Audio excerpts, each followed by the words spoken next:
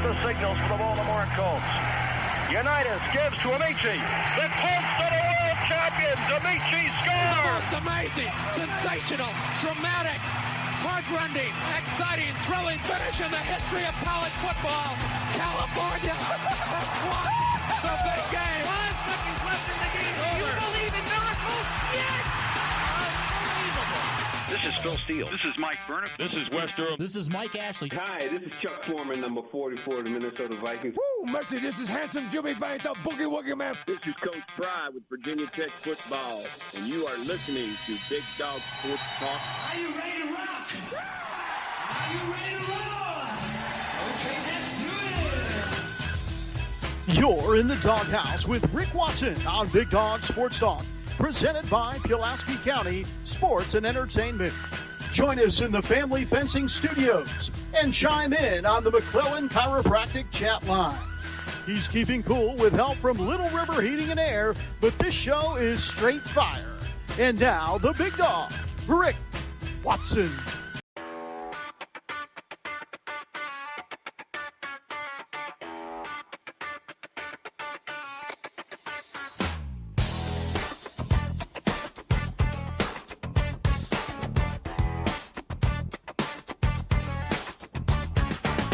Rick Watson's got the mic, he's the big dog king. Cover sports so sharp, it's a New River thing. Virginia Tech fire, rapid pride too. Every stat, every play, he's bringing it to you. He's got that voice, deep as the valley. Breaking it down, no dilly, no dally. Big dog sports talk, feel the bark.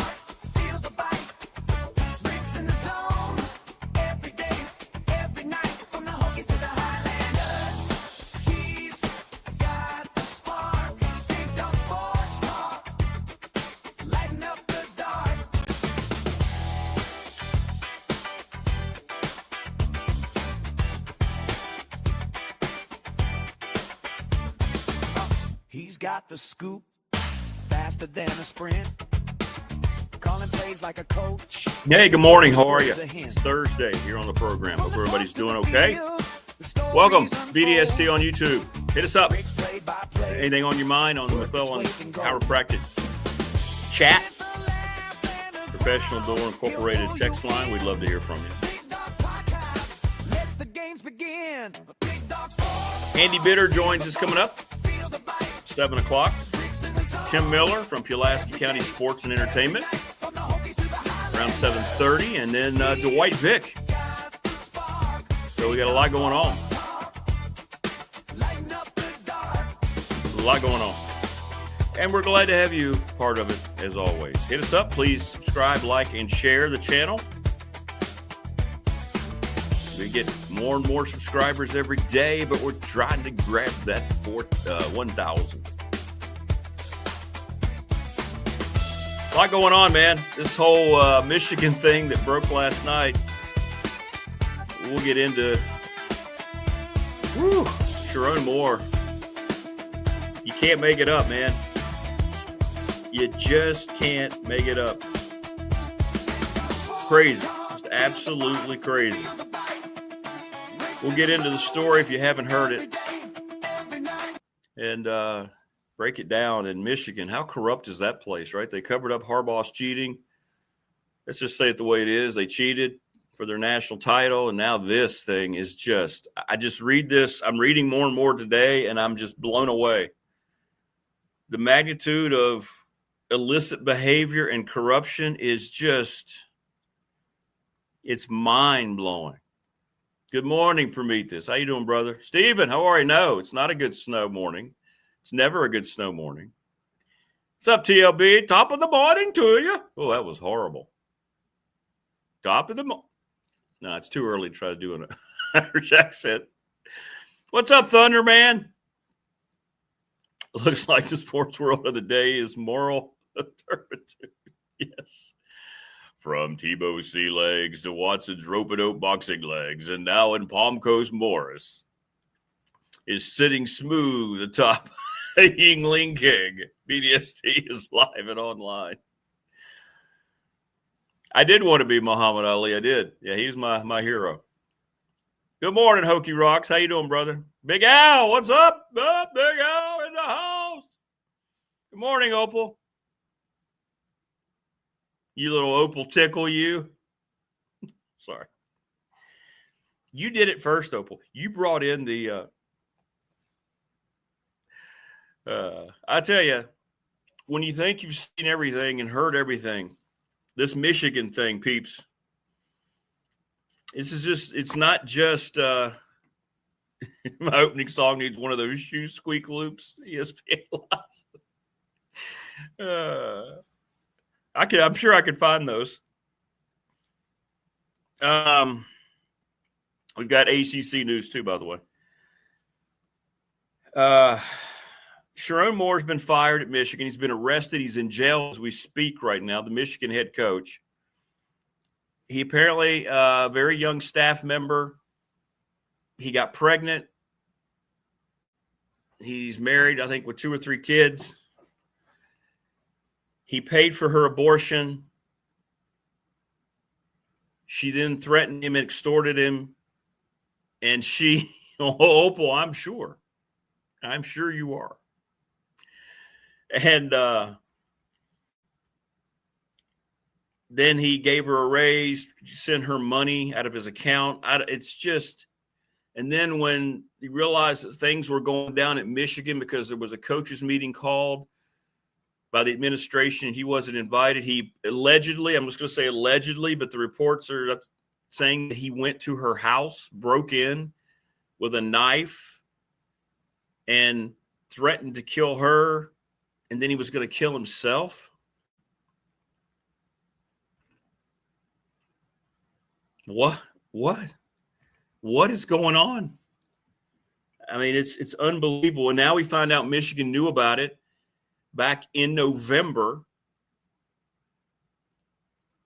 covered it up or ignored it, waited until it's pointless to wait. They waited until after signing day. So these kids sign, but they'll be released from their letters of intent on January 2nd. They'll go back into the portal. And I got to give prop. Is it 4 kids? Okay, thanks, Hokey Rock. Oh, she's married too? Wow. Holy matrimony. Holy matrimony, Batman. Todd Grantham, I'm going to give him his flowers. He mentioned this a couple months ago. It may have been one of his appearances on the show. He said, I think the Michigan job's going to open up. He did not get into it, but people around coaching knew that's how long this has been going on. And then I called him Nostradamus Grantham last night. He knew. And I don't know what Michigan's going to do for a head coach. That place is an absolute mess. I can't even imagine anybody who'd want to walk into that right now. Don't tell me, hey, it's Michigan. Well, it reminds me, and it's not nearly to the level, all right? It just reminds me we have another Big Ten school like Penn State did with Sandusky. And I know it's completely different, and the Sandusky thing is the most heinous and despicable stuff we've ever heard. But this feels the same kind of heaviness of what it's going to mean about Michigan. A lot of people are going to lose their jobs. The athletic director's got to lose his job.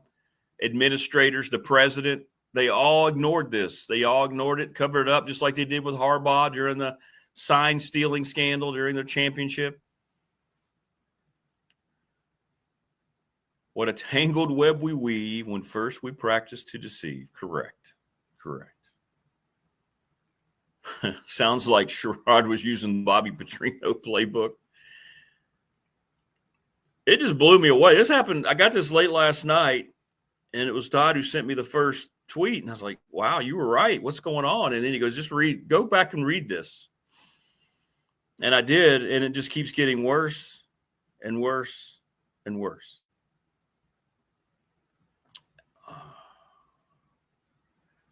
But he's in jail. Sharon Moore has been placed in jail. More will come out today. More will come out, and we'll find out probably more horrible details of all this. And everybody who's saying, oh, these coaches that took jobs. No, they took their jobs because – and I got a ton of text on the professional door text line. Boy, I bet James Franklin wishes he would have waited. No, James Franklin would have never been hired by Michigan. He's fine in Blacksburg. Same thing with everybody saying, Matt Campbell should have waited. No, why? Why? They chose who they're going. Don't make it look like all of a sudden they're not. What's up, Hokey Bob? Glad you're still around. I wasn't sure Hokey Bob was still with us. Not like alive, but with the new format. Need to hear from you more, Hokey Bob. It was great to talk to you when you got your shirt. Morris says, the mind-boggling part is how hard these guys work to get where they are. Well, I think with Moore, he was just in the right place at the right time, and he fit what Michigan wanted in a coach for whatever reasons, you know. Following up Harbaugh, I guess they tried to put a nice guy in there, but apparently, you know, he was part of all that. And now this, so clearly he's not. We'll talk to Andy Bitter about all this. It's madness, man. I tell you what. It's madness. You want out, buddy? I got Creed. Creed's injured, so I'm a little upset. So we're going to get into that here soon. So let me see if he wants out now. I'll be right back. You heard him probably in the background.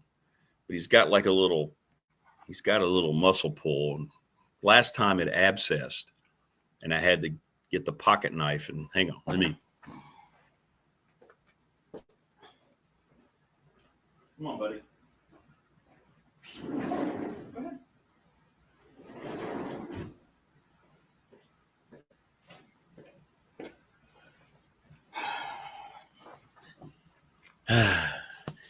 Not unlike when I grew up on a farm, you know, sometimes the cattle would have a little abscess and we'd have to kind of lance it and do all that. But anyway, that's a story for another day. So I'm a little worried about him, but it would be the second time I've had to do it.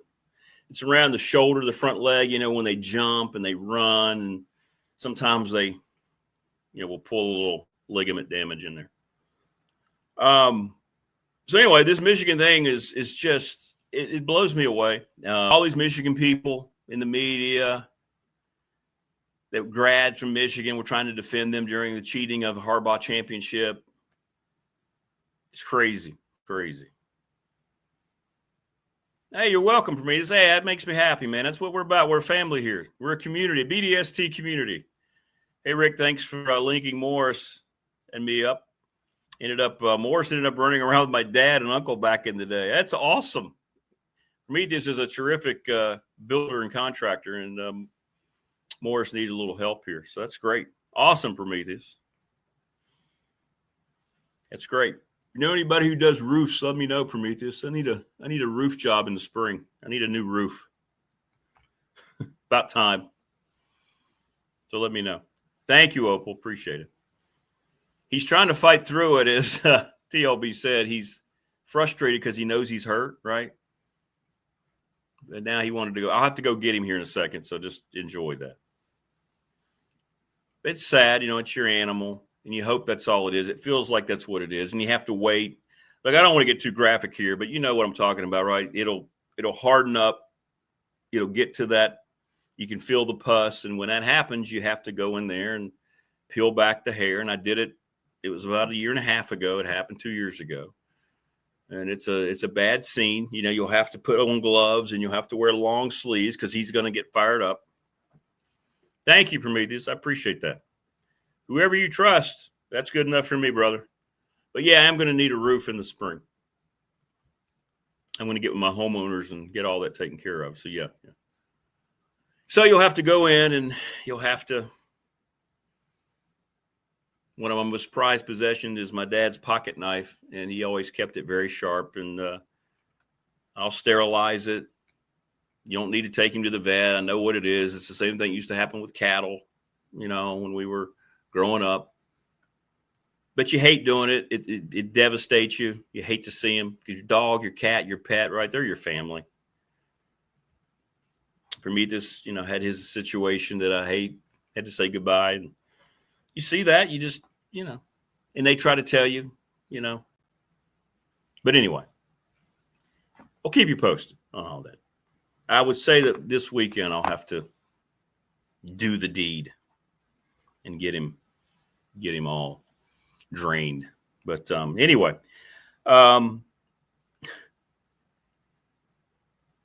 what is really going to be bad too, and I've seen a lot of people post this is it's horrible enough, right? This is a terrible situation. And it's not something that you should kid about, and I'm not, but I'm just, the other side of this is if Michigan lied to recruits and kept this from recruits, and all of a sudden they've opened themselves up to many bigger problems with lawsuits. Thank you, Opal. Yeah, he's a good boy. He's a good boy. And here he is, he's a little limited, but he's going back out there, right? Not unlike a football player late in the season when your body's beat all to hell. Hey, man, it's December. We got to go. We got to go. That's what he's doing right now.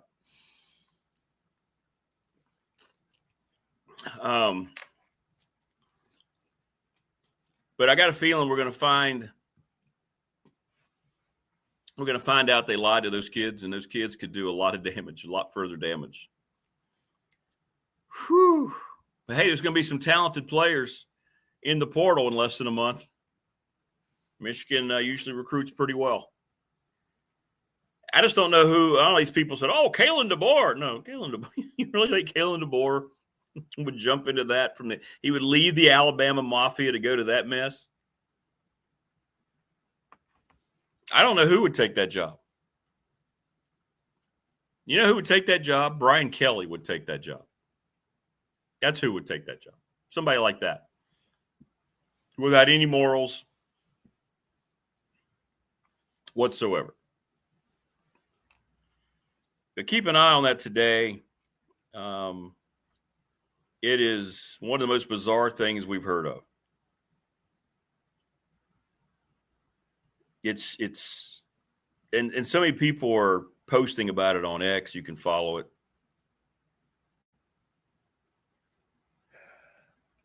And the detail, if all this is accurate, when they found him and arrested him, that he went to her house, broke into the house, and held her at knife point. And if I read right, tied her up and was going to just cut her up. This is the football coach at Michigan? Again, these are alleged things that are coming out. I'm not saying this. I'm just telling you, though, this just giving you some of the details. Everything you read, it gets worse and worse.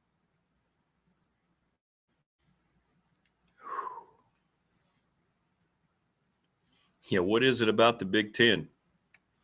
What happened at Penn State, Michigan, Michigan State, Minnesota, and, of course, you can't forget about Northwestern with Fitzgerald, who's going back to that league. And the hazing. I don't know, man. Andy Bitter's a Big Ten guy. He's a Wisconsin grad, so we'll talk to him about all that.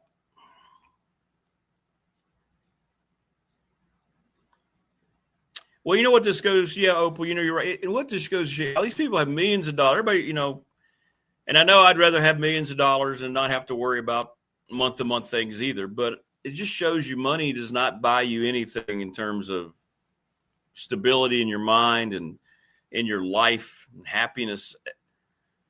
I read all the time about multi-millionaires are the ones who get hooked up on drugs or they commit suicide. And this guy had more money, knows what to do. He's the head football coach at Michigan. And you're doing this. And then they apparently found there's so much stuff coming out about his personal life and all the young girls that he had been out with, seeing behind his wife's back that he found on Tinder. Is that what it's called? Tinder?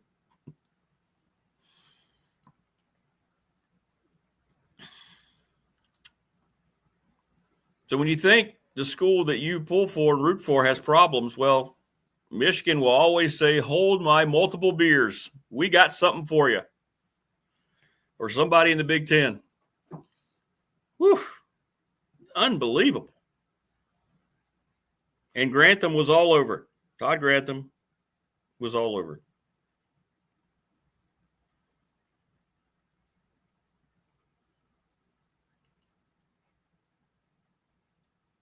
So he won't see another dollar on his contract being fired without cause. He's going to lose. He's going to be in jail now, right? He did what he did with the woman at her house, allegedly. He's going to get divorced. Going to lose more there. Think about what all he's going to lose. He'll never coach again. He's got no reputation, no career. So he's fired with cause, so everything's voided. All their recruits will have everything voided so they can go back into the portal.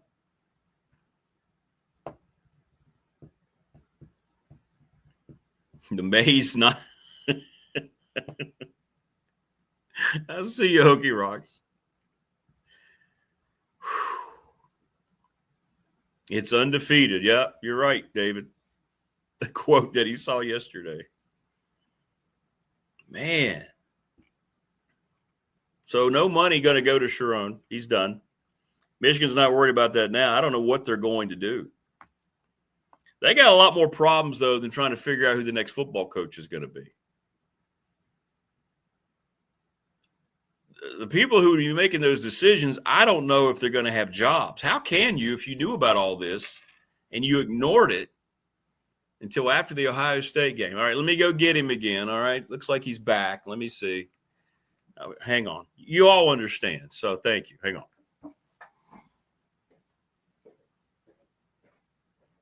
Come on, buddy.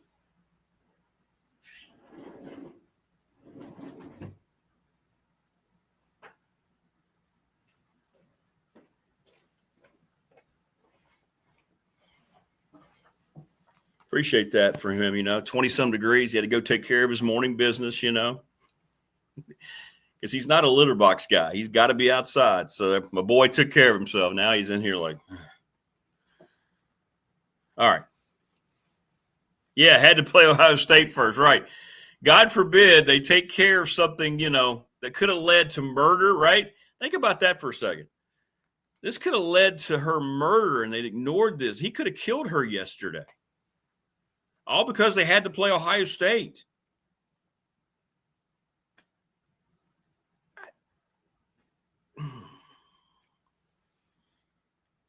Unbelievable, man. Morris got my Sharona quotes going up.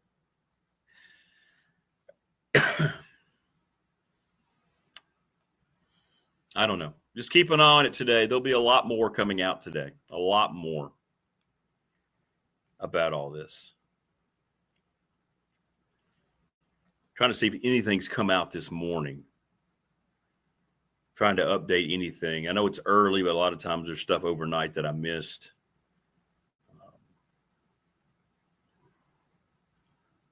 No, it just looks like it's everything going back to last night. But anyway, we'll get into that.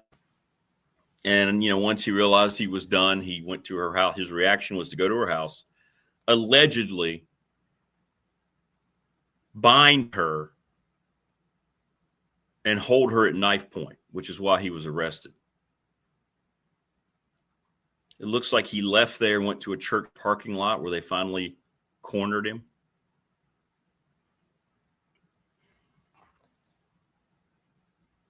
I don't know how you spin this. Good luck, Michigan and Michigan fan. There's nothing you can say. The only proper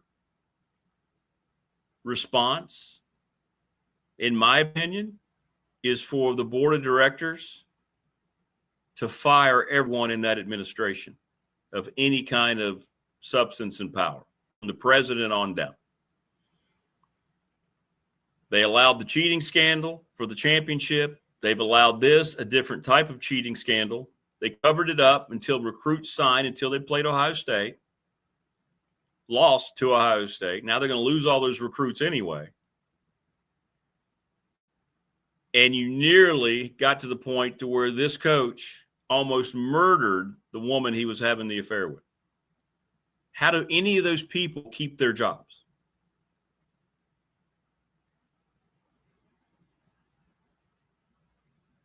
It would seem like the only proper response. But we will see. This is a school that went out of their way 100 times over to tell us that Jim Harbaugh is a great guy And they shouldn't have their championship taken away from them. That the things that he did were not unlike any other thing that went on. From the big house to the jailhouse. Well, that's true, TLB. You never know. Maybe the board knew about all this too. That's a great point. I'm assuming that they didn't, but yeah, just knowing that on these boards, these are people that don't do that full time, you know, whether you're at Tech, Radford, Michigan, these are people that have jobs and they meet as the board. But yeah, maybe they did. Now that you say that, you're probably right. There's more drama, Thunder says, in college sports now than there ever was in the hit show Dallas. Man, I love me some Dallas. What a great show. What a great character. Larry Hagman is J.R. Ewing. People right now, younger people are like, what? Dallas was a good show. Good show. It wasn't the dad's name. He passed away during the filming of the show early. Was his name Jock? I think it was Jock Ewing. The Victoria principal. Nothing wrong with that.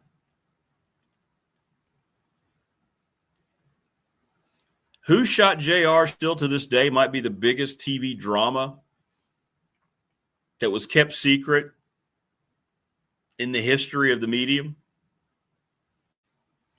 Hey, little extra credit bonus for you. Do you remember who shot JR? Do you remember? I got to be honest, the reveal was a little disappointing. Come on. Let me know who shot JR. Don't look it up. Don't cheat. Do you remember? 100% for me. All these scandals is built by money and the desire for more of it. I wrote about it in the Patriot about a month ago. It was not Sue Ellen. They tried to lead you to believe that because she'd been, cheated on many times, and they always argued, but they were kind of soulmates, to be honest. No, it was not Sue Ellen. Do you remember who shot JR? And no cheating.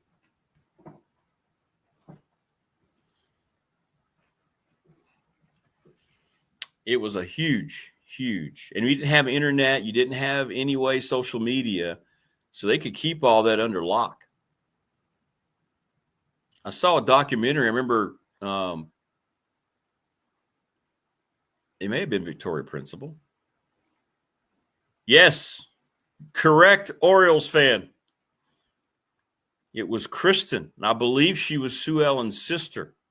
One of the mistresses got spurned by JR and shot him in his office.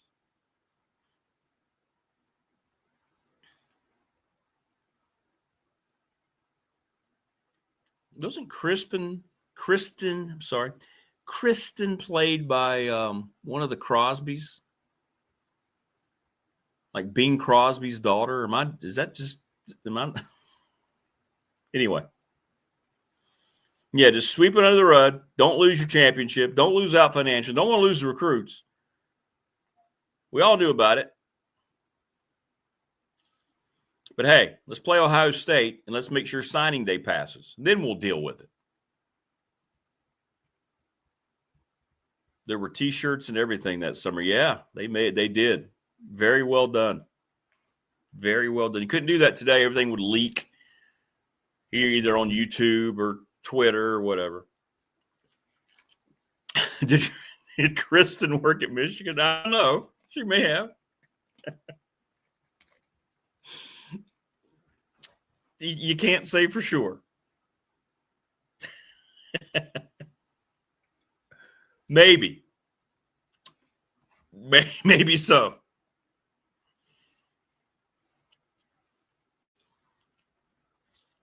Thanks to the NRV Super Bowl. Give them a call, 540-382-5525. Ask for Amanda or Terry. Sarah Williams is the bowler of the month. She bowled 288, 271.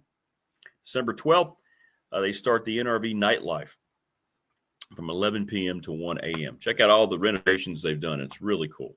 It's really cool. And to Brandon at Top Shelf Apparel, He made our wonderful T-shirts. So if you want one, hit me up, $20. I'll get them to you here locally. People who have paid, I haven't hooked up with yet. Don't worry, we got them. I'm not going anywhere. I'm not leaving the country.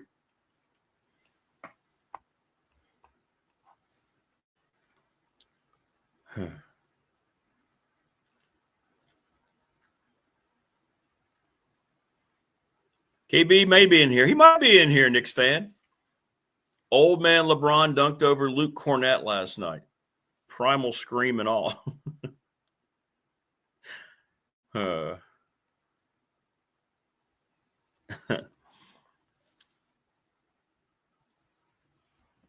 Backstabbing, inbreeding, lust, and greed. Go Michigan. Yeah, we're all those Michigan offenders. All those morons in the media like Rich Eisen, who's the sideline reporter for CBS? I like her. What's her name? That's on the main broadcast with Nance and Romo. I don't know, Jim. I can't remember her name, Jim.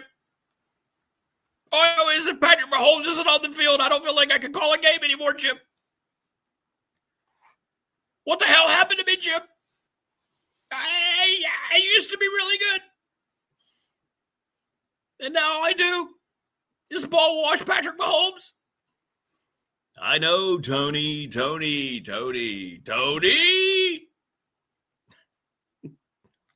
No, not Holly Rowe. She's done it a long time. She's the main sideline lady reporter, female reporter. And it's on the main CBS broadcast. What's her name? She's a Michigan girl. And she boasts about it. Matter of fact, during all the controversy, she wore a Michigan sweater or something to say, hey, leave us alone. I'll never think of her name. I will never think of her name. So now I'm going to have to look it up because it's going to bother me. She does a nice job. I mean, I've always liked her work.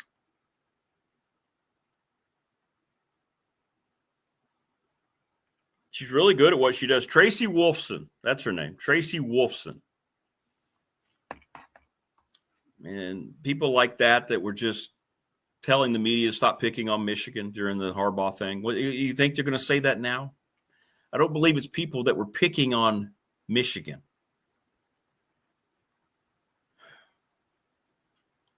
I think Michigan just revealed themselves to the point that they can no longer hide from themselves. Go get your next vehicle at Harvey's GM in Radford. See Brad Harvey. I know some people have been doing that. Thank you. No pressure, and he will work until he finds what you're looking for at your price. That's rare. Thanks to Lawson's Mobile Home Supply since 1997.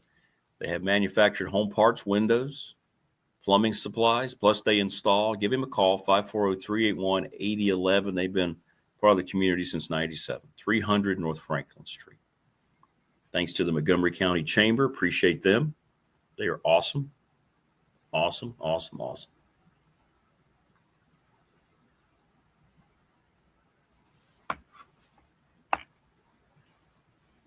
Yeah, she is kind of short, isn't she? TLB, I got to say, Rick, thanks for all the behind-the-scenes work you do to make this entertaining show what it is. You're always prepared. Well, thank you. I try to be. I'm not always prepared. You guys teach me a lot. I guess it doesn't mean I'm not prepared. I learn a lot from the people who watch. It's great. Yeah, I don't know, Hokey Bob. What will happen to all those sponsors? You know, they're going to lose money there too. 100% they're going to lose money. Thank you, Wayne. Yeah, they're going to lose a lot. Michigan, and they should lose a lot. They brought all this on themselves. There's nobody who tried to stop any of this. I don't have any sympathy for anyone there except for Sharon Moore's wife and his children. And this woman's, I guess she was married, her husband and her family. I hate that for his wife and his children. There's a lot of victims in this, and it's not necessarily the guy who's in jail right now. Just unbelievable. Thank you. Thanks, Knicks fan. Appreciate it. Thanks, Morris. Straight fire. It's straight fire. I don't know, Jim. I used to be straight fire, Jim. Unlistenable, Tony Romo. And Chris Collinsworth. So, C.J. Stroud made this unbelievable play the other night in the Houston Chiefs Sunday night game. And Collinsworth is worse about Mahomes than Romo, which is hard to believe. So they showed Stroud. He escaped the pocket. He juked. May have been Chris Jones. He rolled out and he hit, I think, a running back for the first down. It was a big third down. And you can't make it up. I thought it was parody until I researched it. They immediately cut to Mahomes on the bench. And Collinsworth, there's like this pause. I don't know why there's like this pause. He goes, well, those are the kind of plays that guy makes. He's just waiting for his chance to get out there and create magic or something. And I'm sitting there going, what about C.J. Stroud, who's coming back from injury, who just made this hellacious play? You know, the Chiefs went on to score 10 points on their home field. Houston's got the best defense in the NFL.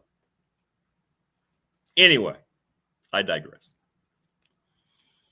Oh, thank you. Thanks for me. This, if you're traveling back roads, very slick. Yeah, so the big melt yesterday, I could see that. 20-some degrees this morning.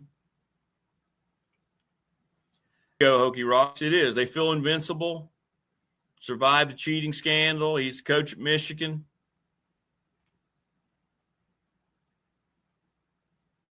Hey, Derek, good morning. Texans mentioned. Let's go Texans. Yeah, man, they're legitimate Super Bowl contenders with that defense, and now that C.J. Stroud is back. I believe that. Believe that. To quote the critical drinker.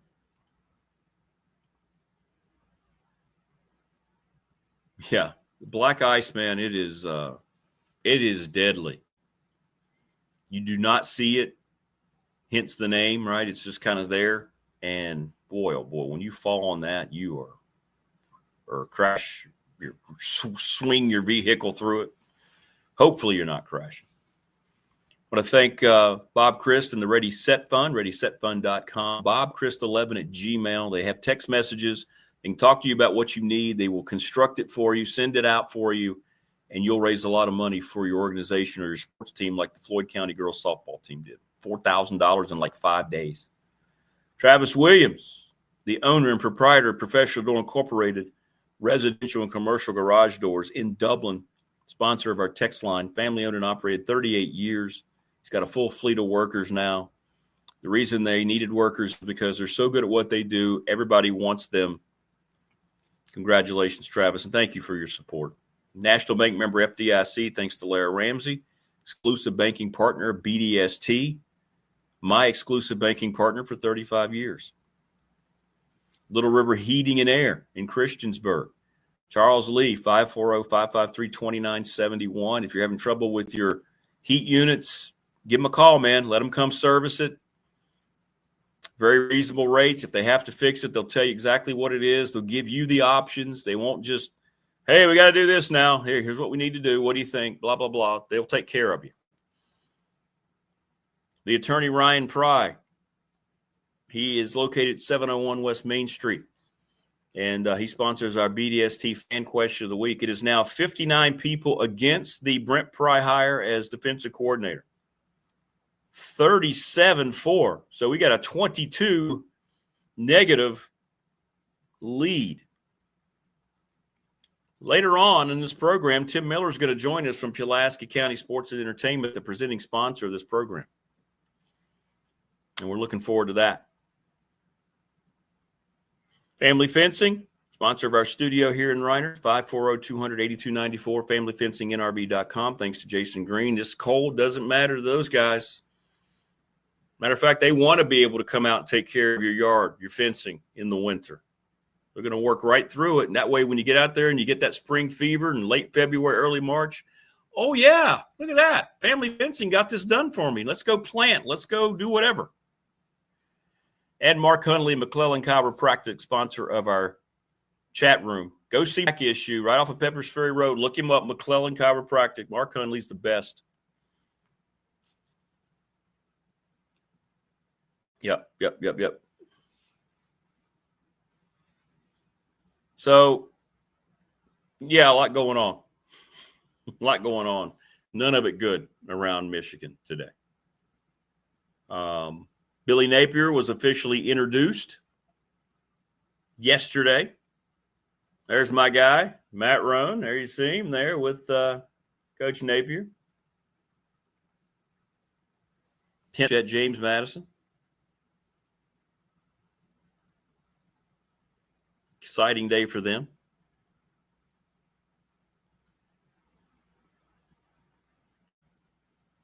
So College Football Kings is reporting that, well, this is Josh Pate who had this first.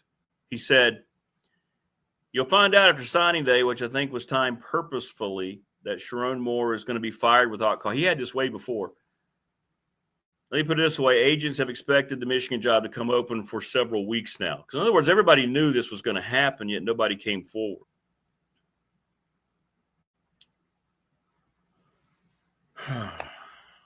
Crazy.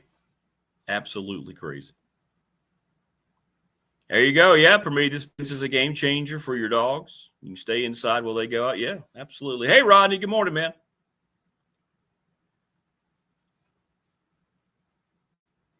That's why, now obviously I really kind of need the sponsorship support here to take care of some bills associated with the new show. But everybody that we have is everybody that's really, really good at what they do and are dedicated and doing it for the right reasons. And that's what I'm very happy about. Very, very happy about. It's awesome. It's awesome. Yeah, Wayne, Presbyterian not expected to be very good this year. They lost just about everybody. I don't know why Tech schedules games like that. I mean, they do it both on the men and the women's side. They've done it for a long time in basketball. I mean, look at the men's schedule here at home in the month of December.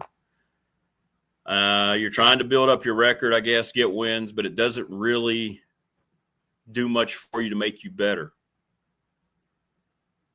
And Radford's guilty of it too. We just played St. Francis. That was a return game, though, and nobody could foresee they were going to drop down to Division III. We were basically playing another Division III team last week. You got Coppin State, who's the next to worst team in Division I, coming in the Dedmon Center on Sunday. They're 2-11. I think there are 365 teams, and they're ranked 364 in the latest power rankings.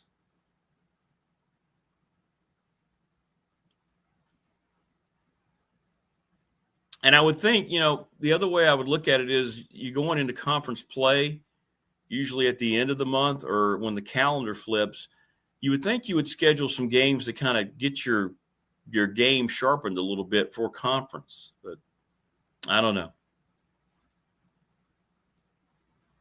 They have their reasons, and I know it helps out Presbyterian. Presbyterian gladly takes that game because they got who knows how much money last night.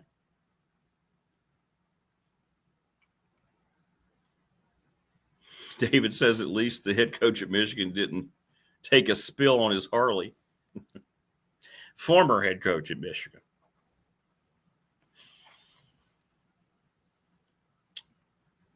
But Andy Bitter will talk about that. We'll talk about Brent Pry, all these things that are happening. We didn't get any more news on James Franklin hires. We got news that some guys he was targeting said no.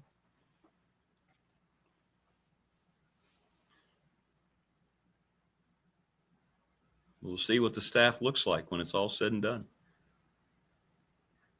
And does this change the mindset around current staff members being brought back? Maybe so. Maybe so.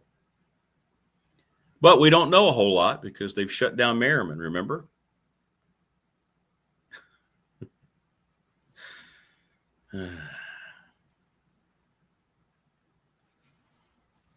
Yep.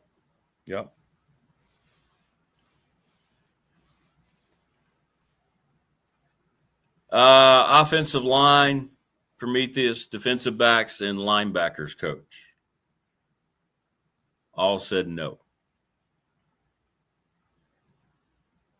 So I'm sure there are other people that are being talked to right now. I had let me read this to you. I sent this to Wayne. We get so many messages on the professional door text line, and I appreciate them all.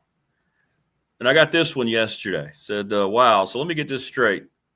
Talking about what James Franklin has done so far with his staff. Defensive coordinator is a former head coach that led the program into the dumps. Recruiting was suspect. Portal was suspect. Stayed with players way past time to pull them. Lost respect of the players and probably the coaches, and is coming back to coach many of those players potentially that lost respect. Now the offensive coordinator that's been hired has never called plays for an offense, was part of an anemic offense at Penn State. Oh, and hired a quarterback coach that is wholly opposed to having the quarterback run the ball. Yes, the recruiting has been stellar, but the hiring has been the worst I've ever seen for a new head coach. And that was a text message I got yesterday.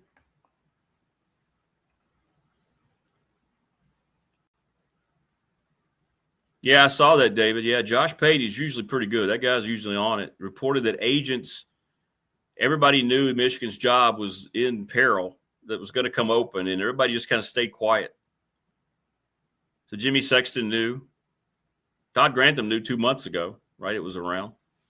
He didn't know probably it was this kind of thing.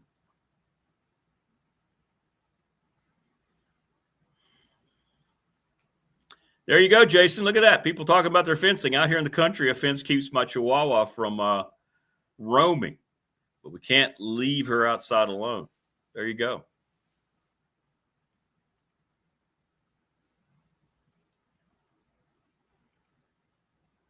So, Big Ten, man. Yeah, I think you can say that, and it's okay that so far, from a staff perspective, you're not overwhelmed. You're a bit underwhelmed. You would have to be if you're honest about the hirings that have been announced so far for James Franklin. It's okay. You don't have to just act like everything is wonderful, that he can do no wrong, and he's playing chess while everybody else is playing checkers. I think given the same type of scenario that went in with the coaches that were hired before and the ones that have been announced so far, we're going to find out how that looks. But early on with what's been announced, I mean, are you doing cartwheels over Brent Pry coming back, an offensive coordinator that's never called plays, and a quarterback's coach who didn't necessarily develop quarterbacks?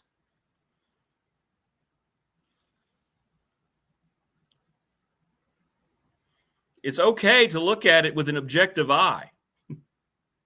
Nobody's going to take away your Tech fan card. But you can't act like that this, oh, yeah, I'm fired up.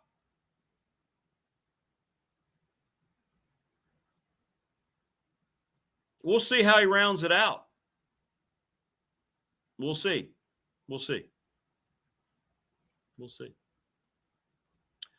Wayne says, yeah, the one thing I said was Key was going to be hire the assistant coaching staff. Well, I'm worried again. We thought Fuente was a slam dunk, so hope springs eternal, I guess. Moore says, hell, I think Pry may be his best hire. Yeah.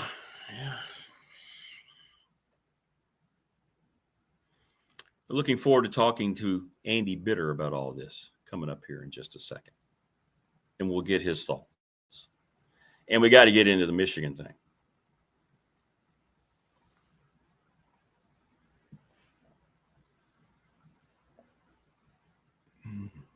There we go. Andy now has his invite. Yeah, exactly. No rush to judgment, Prometheus, 100%.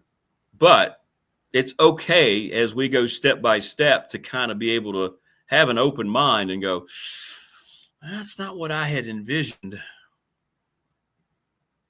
And I saw a lot of people, on the posts and the threads. It was probably 60-40 questioning the offensive coordinator choice and the quarterback coach. Penn State guys who didn't have options anywhere else. So we'll see. But yeah, you're right. Absolutely. But having, I guess, a cautious optimism is okay. Doesn't mean you're turning on the whole thing. It just means you got to look at it and go, okay. Okay. Correct. Attorney Ryan Pry. He's looking for guys who are loyal to him. And you can translate that to mean many things. Knowles, by the way, went to Tennessee yesterday, the defensive coordinator at Penn State. Took the Tennessee job. Looks like, what's his name? Is it Dan Connor, the linebackers coach? I don't know where all that is with him, but he unfollowed everybody involved with Tech. Was that yesterday? That may have been, who was it? Somebody in chat may have told me that yesterday. That may have been you, Prometheus. I don't know. Somebody mentioned that yesterday in chat. I don't know. Whatever. But I know people were assuming he was going to be. I know people thought Terry Smith was a slam dunk. Well, he signed a new contract with Penn State after Matt Campbell was hired. And now it looks like Connor's going somewhere else. Todd is clued in on where these assistants are going because, he's out there, So he knows. So I'll find out. Hopefully, if I get any information, we'll pass things along. So, I know he's not staying at Penn State. Yeah, I know that. He's going elsewhere. Just don't know where. So we'll see. I'm just saying it's okay to have. You can be encouraged, be excited. I want Tech fan. Tech fan deserves to feel good about stuff. You've suffered a long, long time. But this whole thing about how everything is terrific, and you got to be careful there that you set yourself up for immense disappointment that way. And I've always been the kind of fan, I'm very critical of the teams that I root for. I don't sit back and just think everything is great. Right? I don't think you can. You can be a blind rah-rah person all you want. That's great. But when I see stuff that Broncos do and the Padres, you just scratch your head. Doesn't mean you don't have fanship for them, but you got to have a objective viewpoint. I'm not going to sit there, especially the way sports are today, as corrupt as it is and all the money and the way the fans are the last ones that are thought of. We have every right to have an objective eye. Because it's our money, it's our support that's kept all these people multimillionaires. And I'm not just talking colleges. I'm talking, professional. I'm talking college sports too. But I have no idea. Many people have been asking me on the professional door text line. I have no idea what Michigan might do. I don't know how they're going to fill out a coaching staff. I asked Grantham. He said, I don't know. He said, who knows what they're going to do. Hokey Rock said we got too high, so they had to bring us down. So we did no D. Look, if you're all on board with Franklin, that's great. That's great.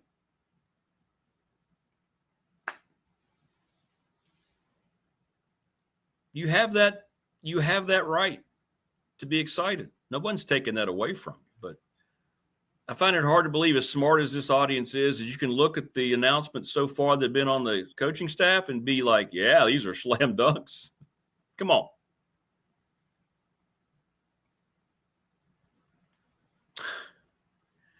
Hey, Rick, I always have to hear about a 24-year-old in cheerleading camp. What? Yeah, that's true. Down in North Carolina, that's right.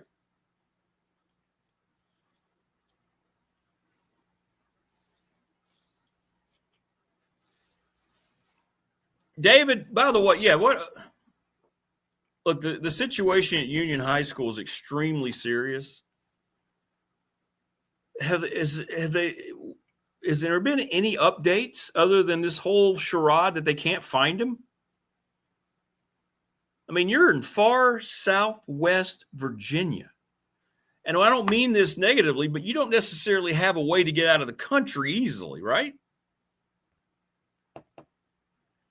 Do we still not have, is it still just left as, and I have an update, I haven't checked it in a few days. Are they still just looking?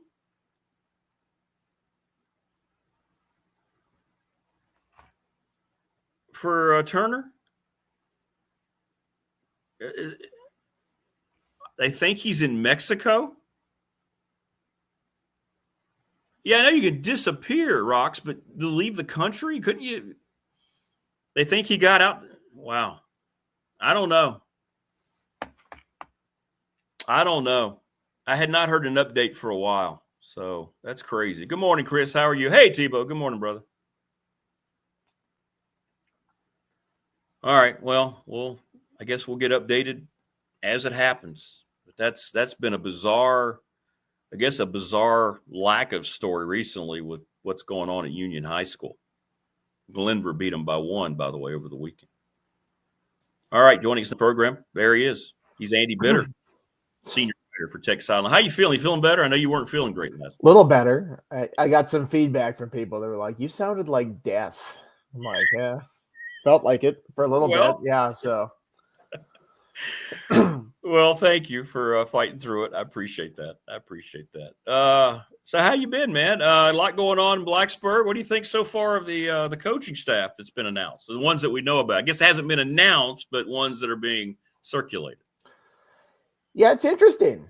They give you this, or give Franklin $9.5 million, and I think people start dreaming big about coordinator hires and who can you bring in. Chip Kelly's available, and he got Jim Knowles last year, and who's going to be his home run hire this year. And he ends up hiring Brent Pry, who he's worked with for a long time, and obviously former head coach here. Kind of a weird situation. And then Ty Howell is an offensive coordinator. To go Tyler Bowen? No, Ty Howell, different guy, similar background, tight ends coach at Penn State, who doesn't really have a whole big history of play calling. And you go, these were the hires that you made with all that money, but this is the way he wanted to go. This is the familiarity he has.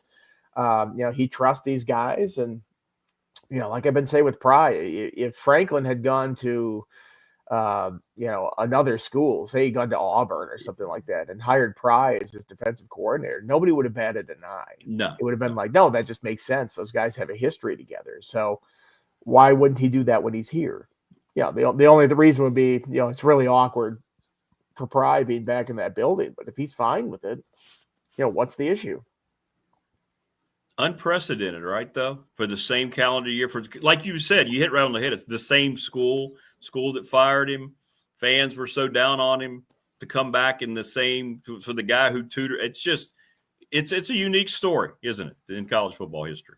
Yeah, and you've seen some guys return to situations. I mean, Vance Joseph is back in Denver after being the head coach there. The Mississippi State coach, a year removed after being fired. He was an interim coach or took over from Mike Leach after that, but now he's back with the program there. But they at least had some separation.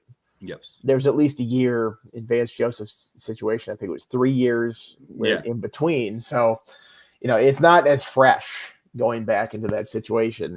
And again, if it's okay with Pry, I don't know why it'd be a problem for anybody else. Now, defense has a rough day in some game. Are some old memories going to bubble up in the fan base? Are they going to be a little more critical and quick with the trigger because they have a history with Pry and they've seen some games where the defense has not stood up and held leads late in the game? I think you lose maybe that honeymoon period, but other than that, I don't know why you wouldn't want to do this if you're Franklin, if that's the guy that you are comfortable with and you have a history with. Well, I know we don't really know everything. Mike Burnup revealed Tuesday on the show that they've shut down Merriman, which is interesting. They got security over there in the front of the building. Still got in the other day. It's not the greatest. Hey, you got in? Good. It's not that tough to fight another way in, if we're being honest. Well, that's good. That's good to know. I didn't know if you guys had to go through barbed wire and all that, to kind of climb over. They've got somebody at security out front, but I mean, there are other doors to Castle, and that's all connected. So, well, good. Any other scuttlebutt? You hearing any credible, rumors around who might be added next on his staff? I think a pretty good chance for Fontel to stick around. Defensively, there's all sorts of rumblings about, hey, can they go get Coach Chaos from Texas A&M, the defensive line coach. Spencer down there has a history with Brent Pry. We'll see. I'll believe that Tech pulls a guy from Texas A&M when I see it, and that place has a lot of money that they can keep guys. So we'll see how that goes. Question about Anthony Poindexter, whether he stays at Penn State, whether he wants to come and rejoin Franklin and Pry again, have a history there, coaching together. Elijah Brooks could be an interesting one for staying, perhaps. I see Penn State's running backs coach is going to South Carolina. Perhaps that opens up a spot if there's a chance that he could come here, and that's not going to happen. Now you look at it and go, well, Elijah Brooks has done a pretty good job with Bashal Toot and Marcellus Hawkins. Jeffrey Overton looked pretty promising last year. He's got those recruiting connections up at DeMatha and DC. It feels like a guy that would make sense to keep on the staff. So we'll see. I think they, obviously want to probably construct this entire staff before they announce it. They haven't even announced the coordinator hires yet. So I don't know when we're going to hear officially when all these guys come in, but it might be still a little bit of a while here. Yeah. Andy Bitter joining us from Tech Sideline. Well, other things as we await more news from Blacksburg, your thoughts on the playoff and this wrangling by Bavacqua and Notre Dame is it's been entertaining to say the least. Yeah, I mean, Notre Dame can sit down. We don't need to hear them complain, but for the first time in the history of Notre Dame, something has not worked out for them. And they're throwing a hissy fit about this and taking the ball and going home and, we're not going to play in a bowl game. It's like, guess what? We won't miss you in the bowl season. That'll be fine. We'll pick up and we'll soldier on. Do I think they should be in the playoff? Yeah. And not instead of Miami. I think they should be instead of JMU. I don't think we need two of these group of 5 teams in the field. I think it waters down the playoff field to have 2 of them. And I know they got in under the current rules. I think the current rules need to change. If you're not a top 20 champion, then I don't think you should be in the playoff. Simple as that. Duke won, and I don't think Duke should have been in the playoff. I think if your team ranked that low, we're determining the national champion. I think you need to have teams that are pretty highly ranked. So I understand having one group of 5 team. That's the don't sue us spot. Hey, please, group of 5 schools. Hey, you have access. Please don't sue us. That's what that is for. To have 2 of them, I feel like there are 2 non-competitive games going in this quarterfinal round. There's only 4 of them. So that half the games already, I'm crossing off the list and going, I just don't think this is going to be competitive at all. Now, listen, if Cinderella wins and makes that competitive, it'd be great. I just don't think it's going to happen. Right. So I guess the next move is they're going to expand it again. Jim Phillips brought that up yesterday, right? They got to revisit everything. I think they were going to expand it anyway. They were. Too much money. Yeah, if they go anything beyond 16, it's just I can live with 16. I've seen a 16-team field. And you look at how NIL has sort of evened the playing field in a lot. Indiana's number 1. I mean, what is going on with that? But you look at the teams that were left out this year: BYU, Notre Dame, Vanderbilt, Texas. These are all interesting teams that I think if you expand the field a little bit to 16, nobody gets a bye. It's just a nice clean bracket. I think that is doable, and I could live with that. 16 teams is about 12% of the FBS teams. Yeah. I'm fine with that. If that's what it is, and it's a true playoff and nobody gets a bye, and just play it straight and do that. Where I have a problem is when they start talking about like 24. And they're like, we're going to do play-in games from the power conference teams to the conference championships. It's like, who wants to see that? I saw one 24 team playoff that they had. The number 24 seed was Pitt. Yeah, I saw that one too. And I'm like, I don't need to know if Pitt can win the national championship. I think we've already decided that this season. Right. This does not need to play out in December. All due respect to Pitt and sure. But they lost to Notre Dame 70-7 or something like that. I mean, we don't need to see them in the playoffs. So if you're expanding it to the point where you're including Pitt, reevaluate your position and shrink that thing up a little bit. You go 16, you're not going to get 16 quality teams every year, but this year I thought the bubble was very strong. Right. And it wouldn't be a bad thing if they expanded a little for this year, but you're not going to get that every year. And you're certainly not going to find 24 teams that are worthy of playing for this thing. Yeah, 16 I think should be the final number. I agree. FCS has done very well with their tournament, and there's a lot more money to be made, and that'll come to reality, and ESPN will be on board. Oh, even more money we can kind of design here for ourselves. But Michigan, talk to me, Big Ten guy. I mean, I'm waking up today. I had no idea it was. I'm just blown away by what happened with Sharon Wright. This is unreal. I was as shocked as you were. I mean, nobody could have seen this coming. This is one of the craziest stories of the year. For it to happen, it's like, whoa. For them to come out in the release and be like fired for cause, like you don't normally see schools that definitive when they come out and say something like that. Usually sort of covering their bases. Now this will be just, figured out legally later on. And then you hear some of the details about this.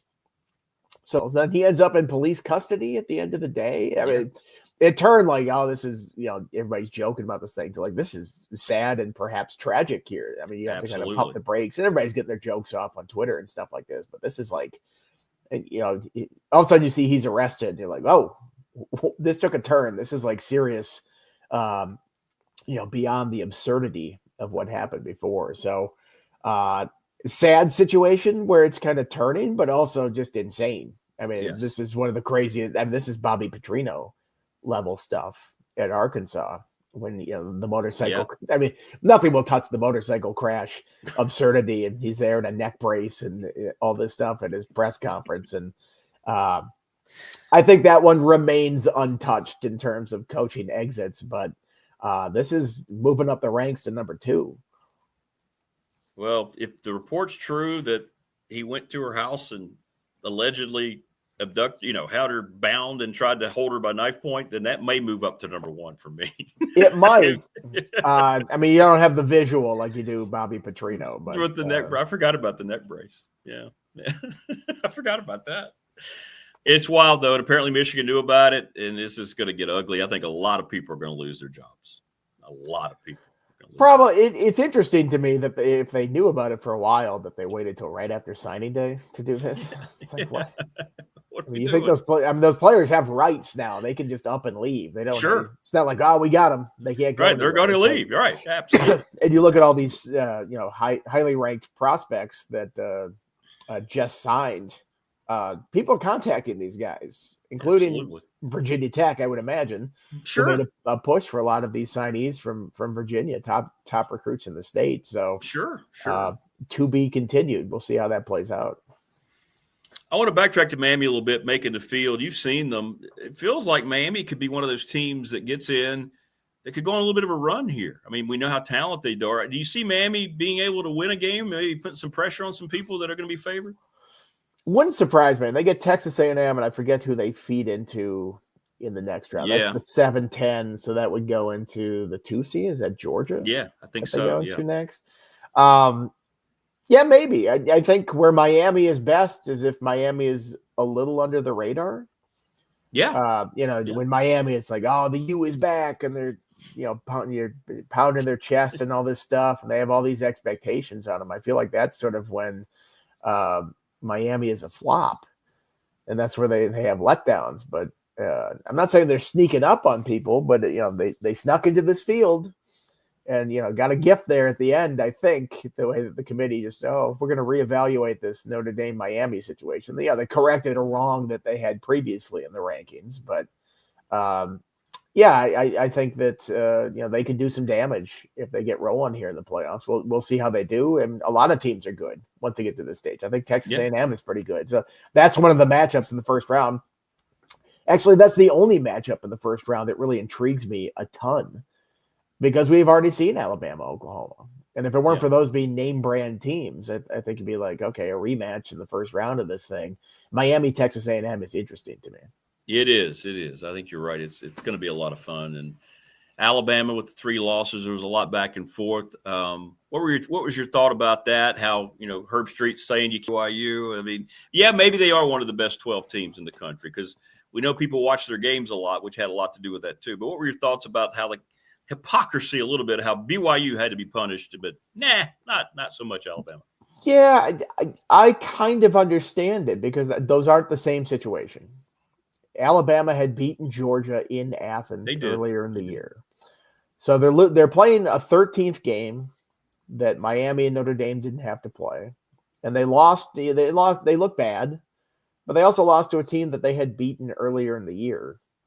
Whereas BYU lost again to a team that had lost earlier. So I can understand BYU dropping a little bit and not punishing Alabama in that situation. As much as I hate to say that this is a double standard. Everybody wants to come out against Alabama and they get treated differently and all this stuff. I think there's a reason why they got treated differently. And I'm like, okay, we would have been in the field if we had just opted out of the SEC title game, but because we chose to play that game, didn't look great in a national TV situation.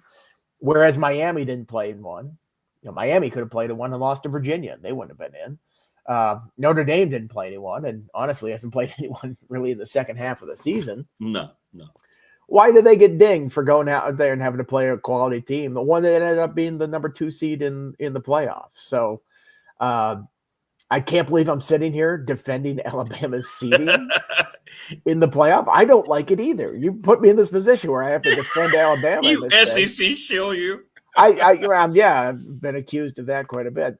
I can see why Alabama has a case not to move anywhere. I mean, if you want to actually protect these championship games, conference championship games, and say that we're going to still do them, I think this is how you have to treat those participants, because otherwise who's going to play in them? And in BYU's case, they weren't in the playoff anyway. They had to win to get in and move up in the seeding. So I think the situations were slightly different.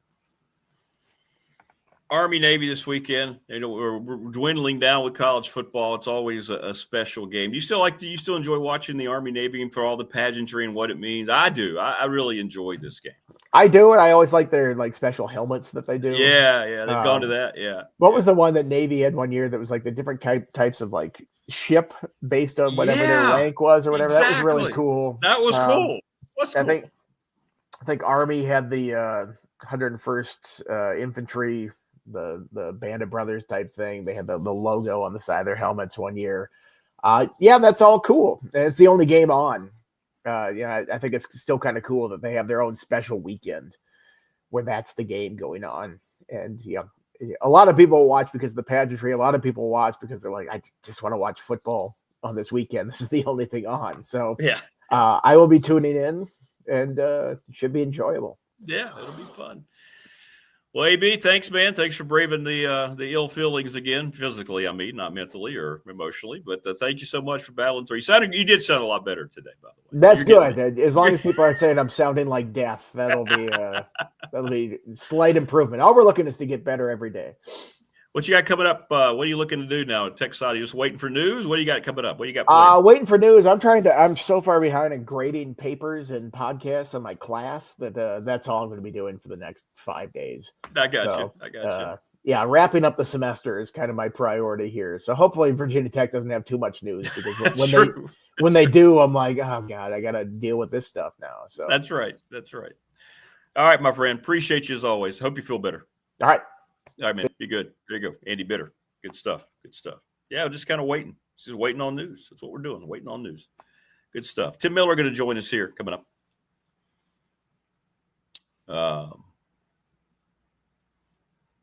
Really? Read last night it takes 4 hours per helmet to paint. Really? Wow, that's cool. Yeah, that's one game I don't mind them, like, when they do stuff to specialize what the academies mean. I do that. I thought that was pretty cool with how they changed the ship. I don't know. It's a great game. I love the Army Navy game. By the way, thanks everybody asking in chat. Creed is injured.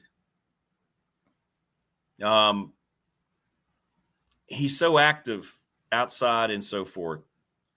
And I think it happens when you jump or when you're running and maybe you go down a hill and you're trying to, but he's got an abscess right on top of, right below his shoulder, his left shoulder.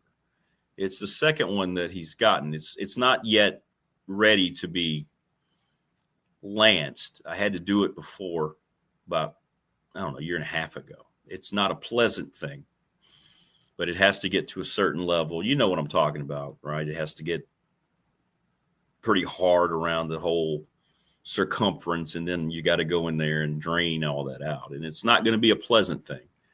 He's feeling it. It's sad. You know, if you have a pet, it's sad. He's not right. And, you know, he went out today trying to do his thing, came back pretty quickly.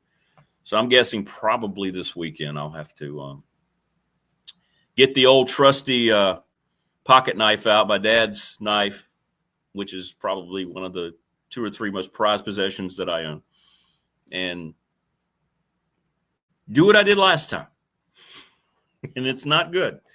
You got to glove up. You got to wear the jacket because it is painful.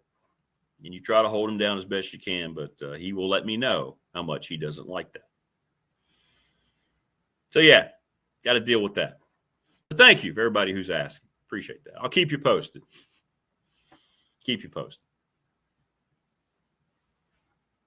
Yeah. Tebow says with Miami, it's about Carson Beck. Yeah. They feel like they could do some things, don't they? They could beat A&M. Beck plays well? No, not at all, Opal. Thank you. I appreciate everybody thinking about me, thinking about him. He's kind of the unofficial mascot. Well, he is not the unofficial mascot. He is the mascot of the program. Big Dog Sports Talk. He doesn't take any offense by that. But no, not at all. Not at all. And the only reason I feel comfortable doing it is because I did it growing up with our livestock and with animals. You know, I've seen it a lot of times before. So it's not unique from that perspective. So I've done it before. So I don't want anybody thinking that I'm taking a knife to my kitty. No, I kind of know what I'm doing. And I could take him to a vet and they would charge me whatever it would be just to do the same thing. I don't really need that. And plus he's here, not the stress of being taken over there and dealing with all that, right? So not pleasant, but boy, it'll gush, man. The nastiness will come out immediately, and then you got to get the antibiotic right in, pour it right in, and then it starts to, it looks, you know what it looks like? I don't want to be too graphic, but it looks kind of like a science experiment we did in high school when it's open and the infection starts to come out, and then you pour in the, it's a peroxide type of thing. It's just like that. Just like that. Yeah, cut me, Mick. Morris says, can't cry for Notre Dame, but they should have been in over Bama. One blue blood screws another. ESPN was never going to let that happen. But, yeah, I can't disagree. 3 losses is 3 losses. Is Alabama one of the best 12 teams? Maybe. 16 teams will help solve all this. I think that. I believe that. But we'll see. We'll see if I'm right or if I'm wrong. But I think 16 teams, and I know people are going to say, well, what about the teams that get in, that don't get in? They're going to complain. I get that. But I think at 16, if you're number 17, you're going, all right, you know what? Hey, Wes, how are you? Yeah, hey, Wes, yeah, you picked up a shirt from Janet. Thank you. Yeah, I told you the material on these things are great. If you want a shirt, by the way, they're $20 locally. Wes got one yesterday. It's great. Just awesome. Thanks, man. Spread the word about the shirts. They are cool. Great Christmas gift. And only $20.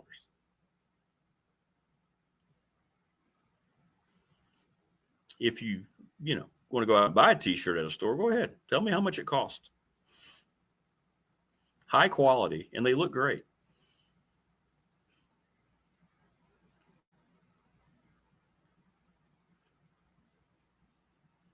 Yeah.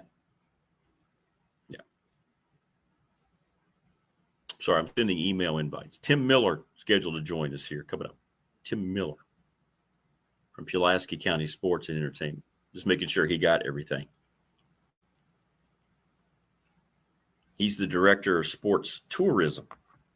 So there you go. Thank you, Wes. Here you go. Hang on. Now that we're promoting the shirts here, here's the back. Awesome. This is done perfectly by Top Shelf, by the way, just enough so it's not. And then there's the little front, the secondary logo right there. So soft, but yet so sturdy. Not too soft, but not too hard. Don't you want one? You know you need one. Okay. Sorry. Thanks, everybody. I really do. I really appreciate it. Thank you. It means a lot. And I'll keep you posted. He's off in the abyss now because he knows he's hurt, and I hate that. I hate that he's hurt. We'll get to Dwight Vick coming up at 8 o'clock. We'll talk about what he thinks of the Tech staff so far and everything going on in college football, the playoff, and everything. We love Dwight. Joining us now on the program, as we've been talking about, he is the Director of Sports Tourism and Entertainment. Of course, Pulaski County Sports and Entertainment, the presenting sponsor of this program, and there is Tim Miller. Tim, how are you, man? Good morning. I'm great. How are you? I'm doing good, man. I'm doing good. Thanks so much for jumping on. I can't believe it's snowing again, but Is it really? Well, it is in downtown Pulaski. Really? Okay. We're kind of clear up here in Reiner. Isn't that amazing that we're really that close, but yet it's that different? Yeah. Crazy. Well, Tim, so many things. We've talked to Jonathan a couple of times, and everything that Pulaski County Sports Entertainment is doing. And I'm telling you, man, when we had the release here on the show about the Speedway opening back up, and then when we had Jonathan on, people are stoked, man. Can you talk about this development and what it's going to mean and how long this has been kind of in the workings? And then you had the final announcement. Congratulations, man. It's a really cool thing. Oh, thank you. I appreciate it. It's been a long time coming. It actually goes all the way back to, so I've been here almost a year, and it's been about a year since I first visited Pulaski and spent the day with Jonathan, and he kind of drove me around and showed me, Calfee Park and, where the Sportsplex is going to be. And then I remember pulling into the motorsports park, and I was just floored. I was like, my goodness. And I'm from Richmond. So I've been around, Richmond Raceway for a while, and I've seen some other facilities, but, for a community of this size to have a facility of that magnitude, it blew me away. And he kind of told me that, kind of how it came to be in the possession of the county, and that there was some debate about, what was going to be done with it. And I'm thinking to myself, man, if I come here, there's no way we can just let this sit here and rot.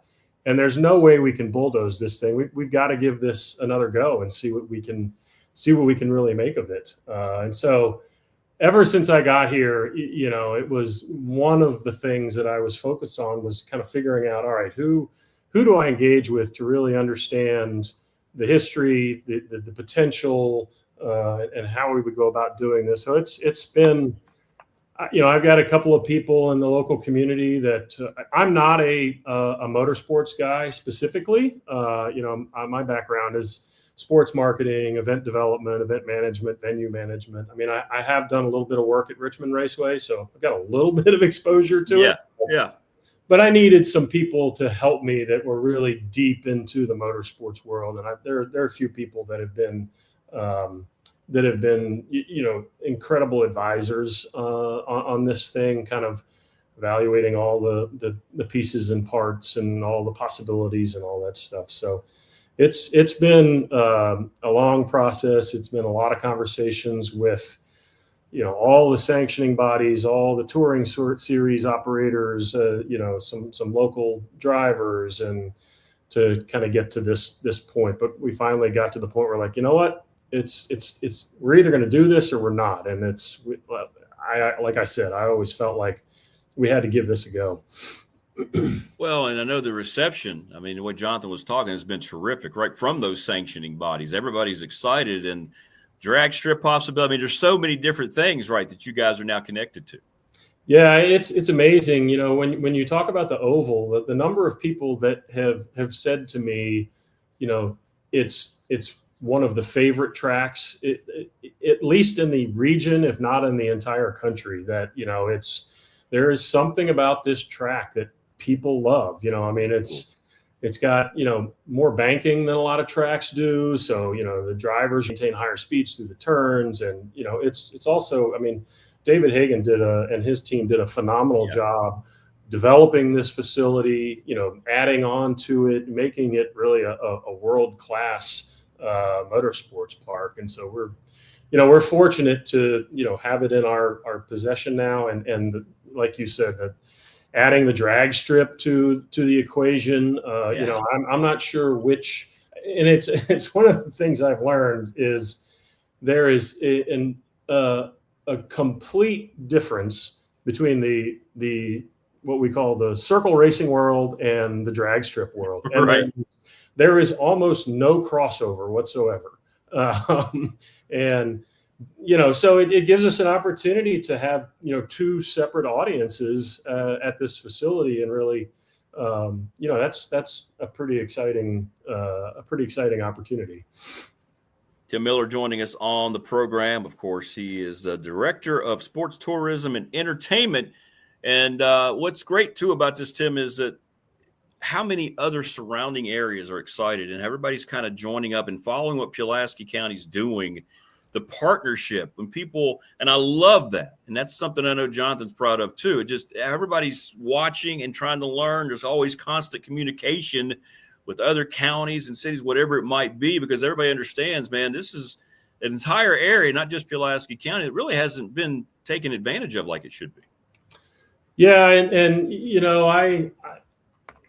we often look at this as, what we're doing from a sports and entertainment perspective is it's not just, I mean, yes, it's about Pulaski County, obviously. And at the end of the day, it's about, getting people to, come here and spend the night and, spend food in our restaurants and all that stuff. But it's bigger than that. It's, we think of this as, this is not just a Pulaski thing. This is a New River Valley thing. This is a Southwest Virginia thing. Because we want to be, we want to be doing things that are big enough to attract people from, 1, 2, 3, 4, 5 hours away. That the things we are doing are compelling enough to get people to, travel here and spend the night here. And whether it's motorsports or, tournaments, that we're doing in the Sportsplex, or, the River Turtles or other things that we might do at Calfee Park. And it's even,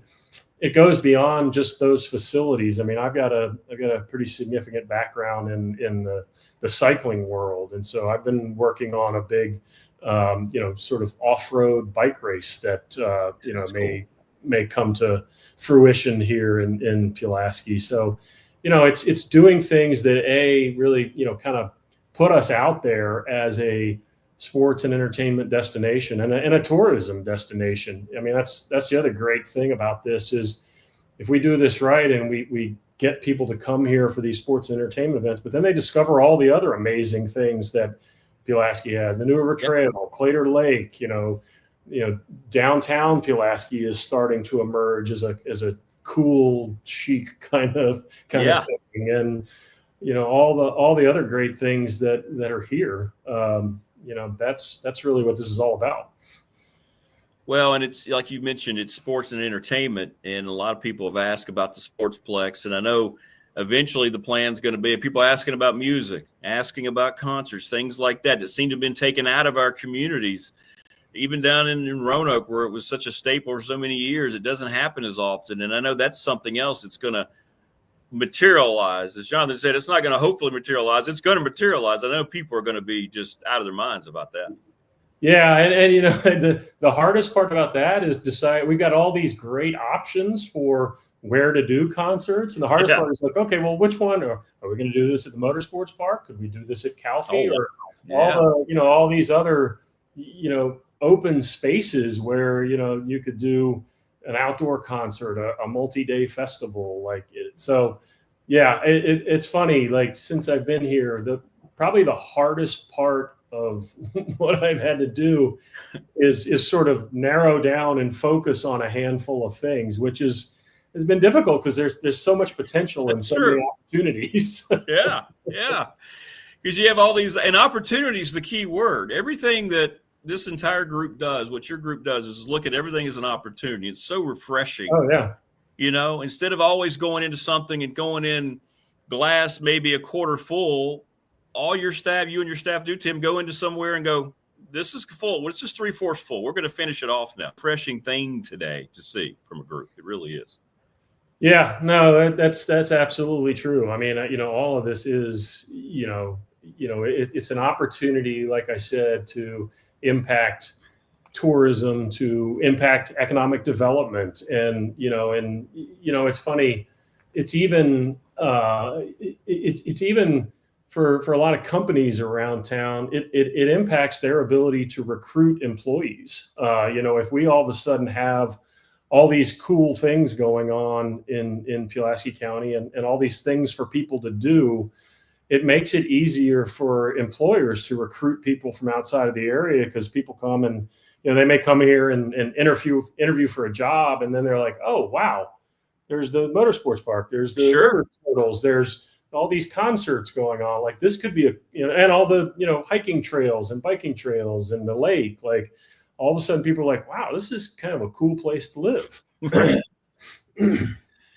Well, let's talk about your connection here.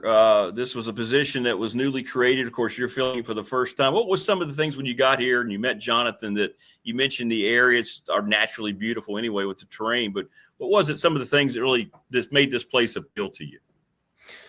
I mean, number one, it was so like I said, I'm from Richmond, and I've always, I would say, sort of been attracted to the mountains. I actually went to Roanoke College, so I'm not completely foreign to the area. And my wife actually went to Tech, so we've got some connections here. But it was coming out here, and there aren't a lot of places that have both mountains and water, and so that was pretty intriguing. But then seeing these facilities, seeing Jonathan's vision, and as you can imagine, spending a day with him or the better part of a day with him. I mean, number one, it's exhausting, but any energy there? I don't sense there's any energy with that guy. But number two, it's like he's so passionate about this and so committed to this. It's hard not to get excited. And I remember, at the time when I came, the Sportsplex building was nothing had been started. None of the work had started on it yet. And he's running me around the building like, oh, we're going to do this here and we're going to do this here. And, it's like, wow, like this is pretty impressive. And so I think that, and then just the people too. I mean, everybody I met has back then and still today is just so welcoming and supportive and wanting to see this work and wanting to help. But I think at the end of the day, it was just, again, it goes back to that word opportunity, seeing these facilities and kind of thinking about what, the opportunity to make a difference was, I think, the thing that was the most appealing to me. And also like, again, that word, the opportunity to sort of build something from scratch. So that's something I've done a couple of times in my career, and it's something I really enjoy is being able to build something from scratch, and at some point being able to look back and being like, wow, like look what we did. Right. That's cool. No, 100%. And having grown up in Pulaski County, I lived in Dublin, but many of my friends, consolidation of school, you go to Pulaski County from Pulaski, and you remember the stories of how it was. And let's be honest, people know from around here, this place, it just deteriorated to where you didn't recognize it. And right. It was very sad to see. And the historical part just completely got lost with how really kind of run down with loss of industry, whatever it might be. And yet here you guys are, you mentioned how the downtown looks now.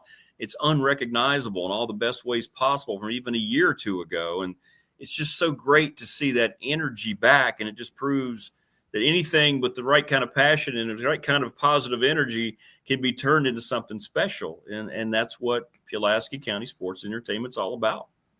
It is. Yeah, no, you're absolutely right. And, it's been, this first year has been a little bit everything. It's been fun. It's been challenging. It's been frustrating at times, but it's at the end of the day, it's all, moving in the right direction. And kind of, it feels like that promise of what it can be is starting to meld. And so, especially with like the motorsports park thing and, the Sportsplex is chugging along and is on schedule to be completed, next year. And so, and then you got the, Calfee Park and the River Turtles, which just continues to sort of, that's the one I don't even have to worry about it because it's just, Yes. It does its thing. Yeah. It's a national historic baseball entity. Yeah. I mean, it just is. It just is. So we had somebody it's interesting. We had somebody in text and then two people here on the, somebody in chat and two people on the text. So what about the air shows at NRV Airport? Is that something that down the road you guys might look at again? I don't know whether it's been on your agenda yet, but those used to be a big thing at the NRV Airport up there in Dublin. Yeah, so we've talked about that. That is a tourism event. So Erica Talbert, our director of tourism, is really that's her bailiwick. Okay. Whether at some point I get pulled into helping with that or not, I don't know. I guess we'll see. But that's not currently in my portfolio, shall we say? But it might happen, peeps. Keep an eye out. If it can happen, it can happen. No, so. it has been discussed, and I think it's something that there's an interest in bringing that back. So yeah, we'll see. The more people show interest, the more that might impact whether or not it does come back. Yeah, that's right. That's right. Well, let me ask you, Tim, here before I let you off. I mean, now that we're heading through winter, get through the holidays, calendar's going to flip. It's going to be warm soon enough, right? What's some of the next steps? What's some of the things people can look the most forward to with either future announcements and some other developments that are happening? Yeah, I mean, I would say in January we will be announcing the schedule at the Motorsports Park and some other details. We've really been focused on trying to secure some touring series events as well as a focus on some local racing divisions and it's going to be more than just motorsports too. I mean, like we talked about concerts, but there are any number of other things, running events, cycling events, right. Car shows, all kinds of things, So I would anticipate that coming out in early January. We're trying to button up some of the final details now. On the Sportsplex side, there's some announcements coming out. We've got a logo that we're going to introduce for the Sportsplex, and hope to start announcing some tournaments and other events that we're going to do there. Like a couple of, I've got a couple of things in mind. For example, we might do a boat show at the, like a winter boat show in the Sportsplex next year, or I've thought about an outdoor sports and recreation expo kind of thing. But also, the basketball, volleyball, pickleball, all those kinds of things. And hopefully we'll be able to start making some announcements about those. None of that will happen until early 2027. But we hope we'll be able to start announcing some of those things soon. Man. And then, like I mentioned, some of these other events that don't necessarily take place in any of these facilities, but somewhere in the county, hopefully we'll start announcing some of those things soon. The best way for people to stay informed and connected, is to go to our website, sign up. We have a monthly newsletter, electronic newsletter that we send out that you can sign up for. Just enter your email address, and you'll be on the list to get all the latest information. As well as, social media accounts, obviously, but our website is playpulaskiva.org. Easy enough. Play Pulaski VA. That's it. Go do it, folks. You can get that newsletter and keep up to date. They'll do a great job of that. And Tim, we appreciate it. And we're going to do this more and more with your entire staff. Anybody you guys want to throw at us. And I mean it so much. It's an honor that you guys are the presenting sponsor here of the new show on YouTube. It means a heck of a lot being a Pulaski County guy. So. Yeah, no, absolutely. And, from my perspective, you're doing a fantastic job. The show seems to be going great. And, we're proud to sponsor it and look forward to seeing how things evolve over the next, 8 or 9 months. Yeah, exactly. Whatever it is. Exactly. Well, we can't wait, man. We can't wait to see it all develop. And thanks for all your work, man. And keep it going. Tell Jonathan I said bye. Thanks for having me. Thanks, Talk to you soon. There you go. That's Tim Miller, ladies and gentlemen. And that's exciting, right? People excited. Director of Sports Tourism Entertainment coming here, as he said. He kind of knew the area. He gets here now. He loves the area. It's great. Great. Thanks for all the great comments and the questions, by the way, coming through on chat and everybody on the Professional Door Incorporated text line. It's good. People are interested, man. It means a lot. And it's Pulaski County, obviously, but everybody in the surrounding communities can take advantage of what they're doing up there. Great people. I get encouraged by talking to anybody from Jonathan's staff up there. They're just, you get down on everything and, life kind of throws all this stuff at you. And when you hear that, it does give you some hope, doesn't it? It's exciting, man. It's exciting stuff. Yeah. Thanks, Tim, for everything. And thanks everybody for the great comments. We appreciate that. Yeah. The Michigan story. Yeah. See the text. It's been mind-blowing what's happening with Michigan football and what they've ignored, what they've covered up, and then what kind of imploded later yesterday evening and then throughout the night. And now their coach is in jail. And with the things that are coming out allegedly that happened leading up to that, it is very frightening and so irresponsible by everybody involved at that institution. Nobody should have a damn job. I mean, I'm reading all this stuff, and if all this is true, and we'll wait because it is alleged, but he's not in jail for no reason. Talking about Sharon. If he went, it's hard to believe you're even uttering these sentences. If he went to his mistress's house, held her at knife point, tied her up, threatened to kill her before he killed himself, and Michigan allowed all this to keep going on for the last month and a half. That it just blows my mind. Blows my mind.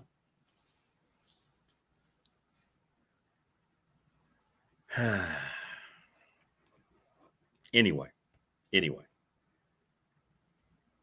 Jim Phillips, the ACC commissioner, says that they're going to explore many changes to the tiebreaker procedures related to the championship game.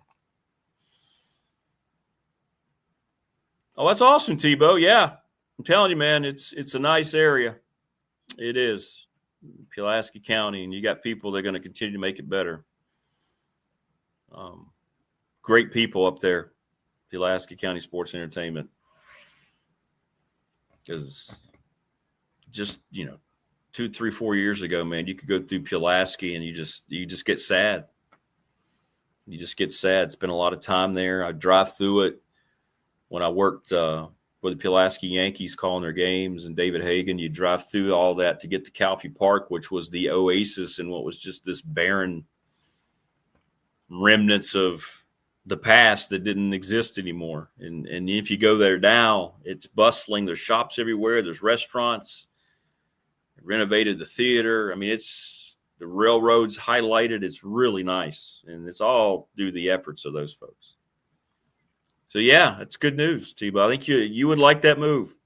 You would. You would. Dwight Vick going to join us here coming up. But, yeah, good stuff. That's right, TLB. The NRV as a whole, we do. You know what? Why not the NRV? We hear about Roanoke all the time. Hear about other places, and we kind of, not us, we kind of always hear about how this area can't do this, this area can't do that. And I don't agree with any of it. 100%. We live in a really special place here in Southwest Virginia. We really do. By the way, Marty Smith and Coach Ragsdale back with us on December 16th. That's next week. That's Tuesday. Next Tuesday, Marty and Rags. Brought to you by Farm Bureau Insurance. Virginia Farm Bureau Insurance. Thanks to Family Fencing. They get a lot of play today on the chat room. Oh, man, they won't charge you. 540-200-8294. They'll come out, talk to you, get to meet you. I want to get to meet you. Then they'll check out your property and let you know how they can set you up.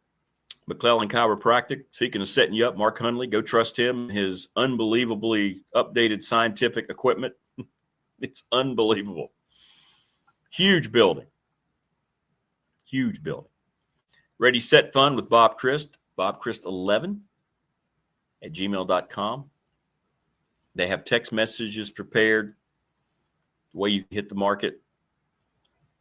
Go for it. They will help you raise money. Travis Williams, the best commercial residential garage door company around. They've been hired by so many places outside of our area. They have a full staff now, thanks to you that heard us bring in the call toward here on the show, and you answered it. Great people. Travis is the best. The best. National Bank member, FDIC. My banking partner for 35 years, the show's exclusive banking partner.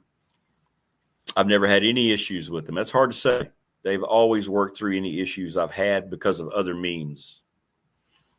If you're looking for a new bank, you should go and check out National Bank.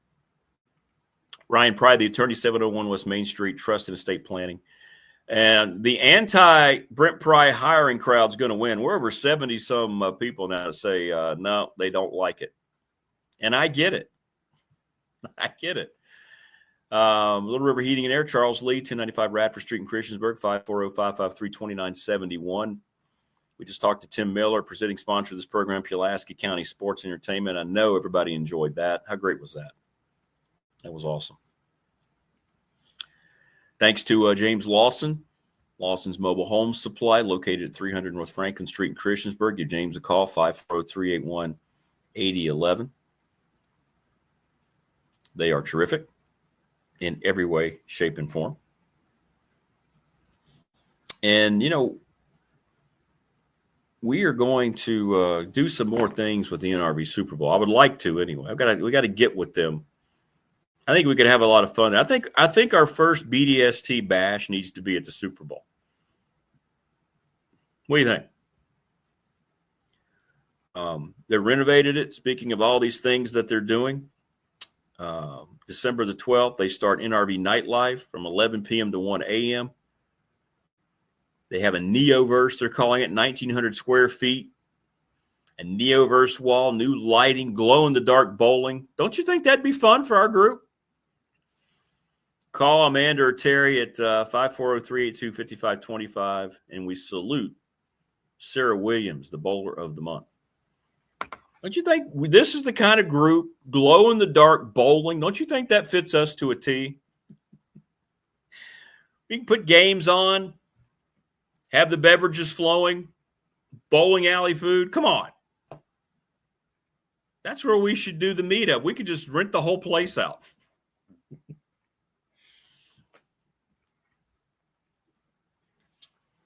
Wouldn't that be fun?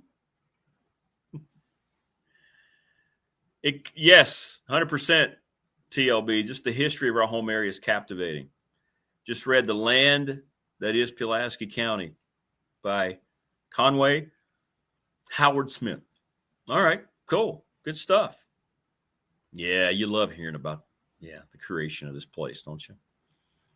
Hey, Fin Fan, the NRV Super Bowl is great. Our fraternity would always bowl there every Thursday with Special Olympics. Oh, that's awesome. It is great.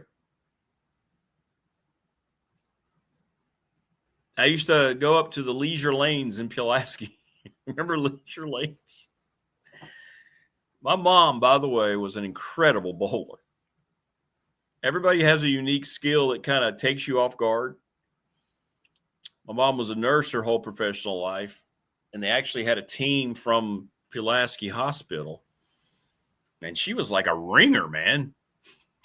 I was like, wow, Mom was good. She could bowl, man. And the Super Bowl has a children's league. That's awesome. Oh, that's great. Speaking of community-oriented, that's awesome. That's awesome. That's good to hear. Good to hear.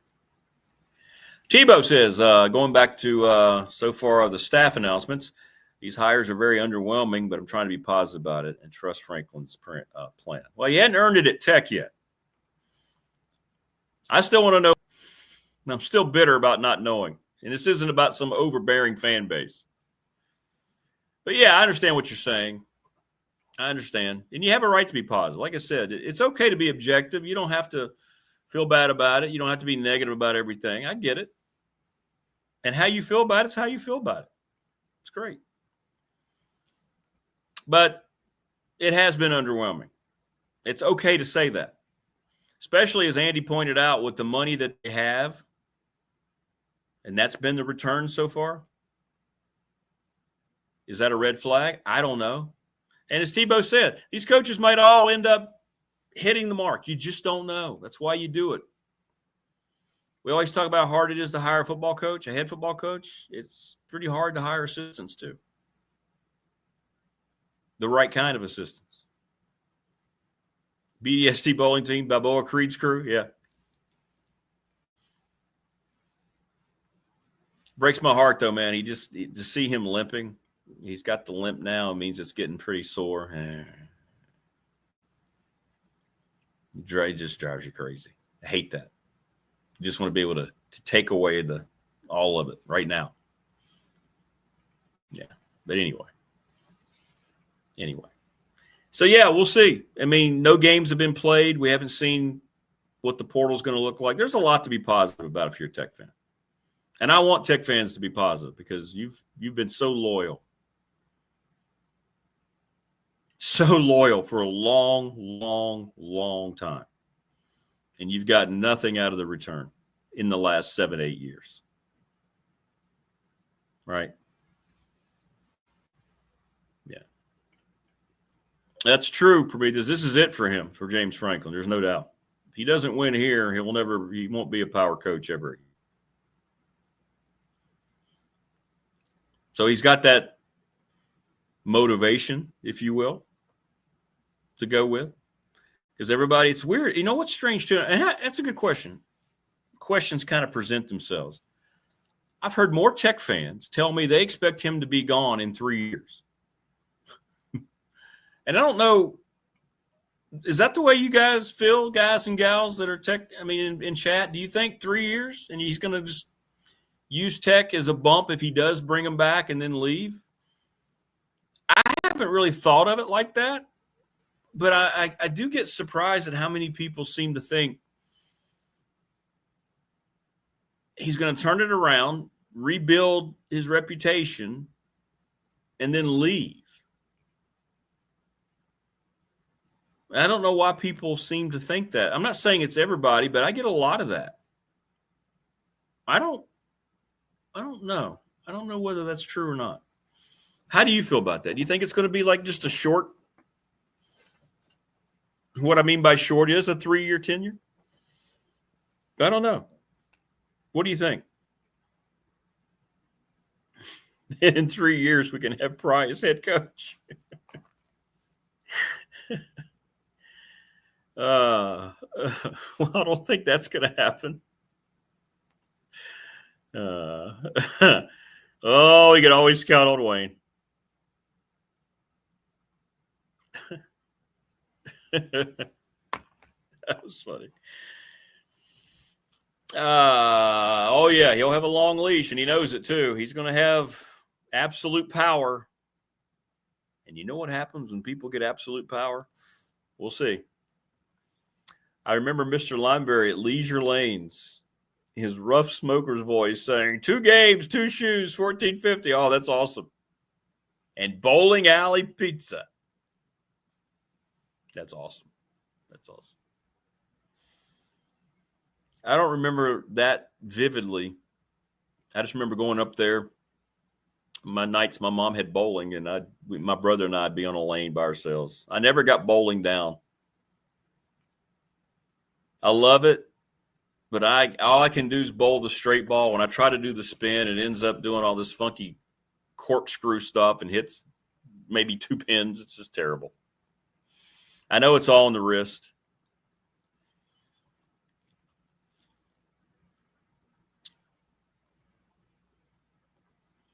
Yeah, it's kind of what I was thinking, Chris, Christopher Lester. I'm like, yeah, I mean, I don't know why it just seems to be on people's minds that he's not going to be at Tech, that he doesn't have long-term plans here.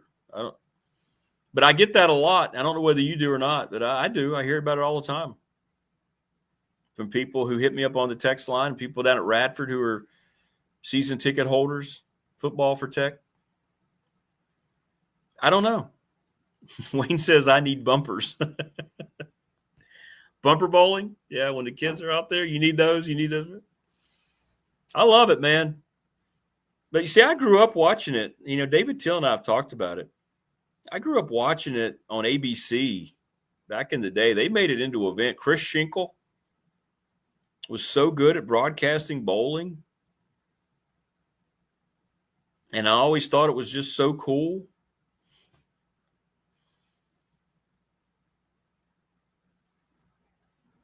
Yeah. Bowling was a thing.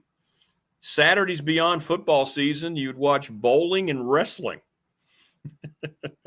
Right? Dwight Vick joining us on the program, the quintessential source for all things Tech football. Good morning, brother. How are you? Good morning, man. Good morning. I'm great. Was Thursday morning. Yeah. So much news, so much to talk about. We'll get elsewhere in a little bit with what's happening at Michigan and other places. But your thoughts so far, I guess, depending on if you're a glass half full, glass half empty type of person, these coaching staff hires that James Franklin has announced are underwhelming. Your thoughts? I think the one that makes everyone kind of, all the Tech fans and even some observers kind of tilt their head a little bit is the tight end coach, now offensive coordinator, because we've seen that before.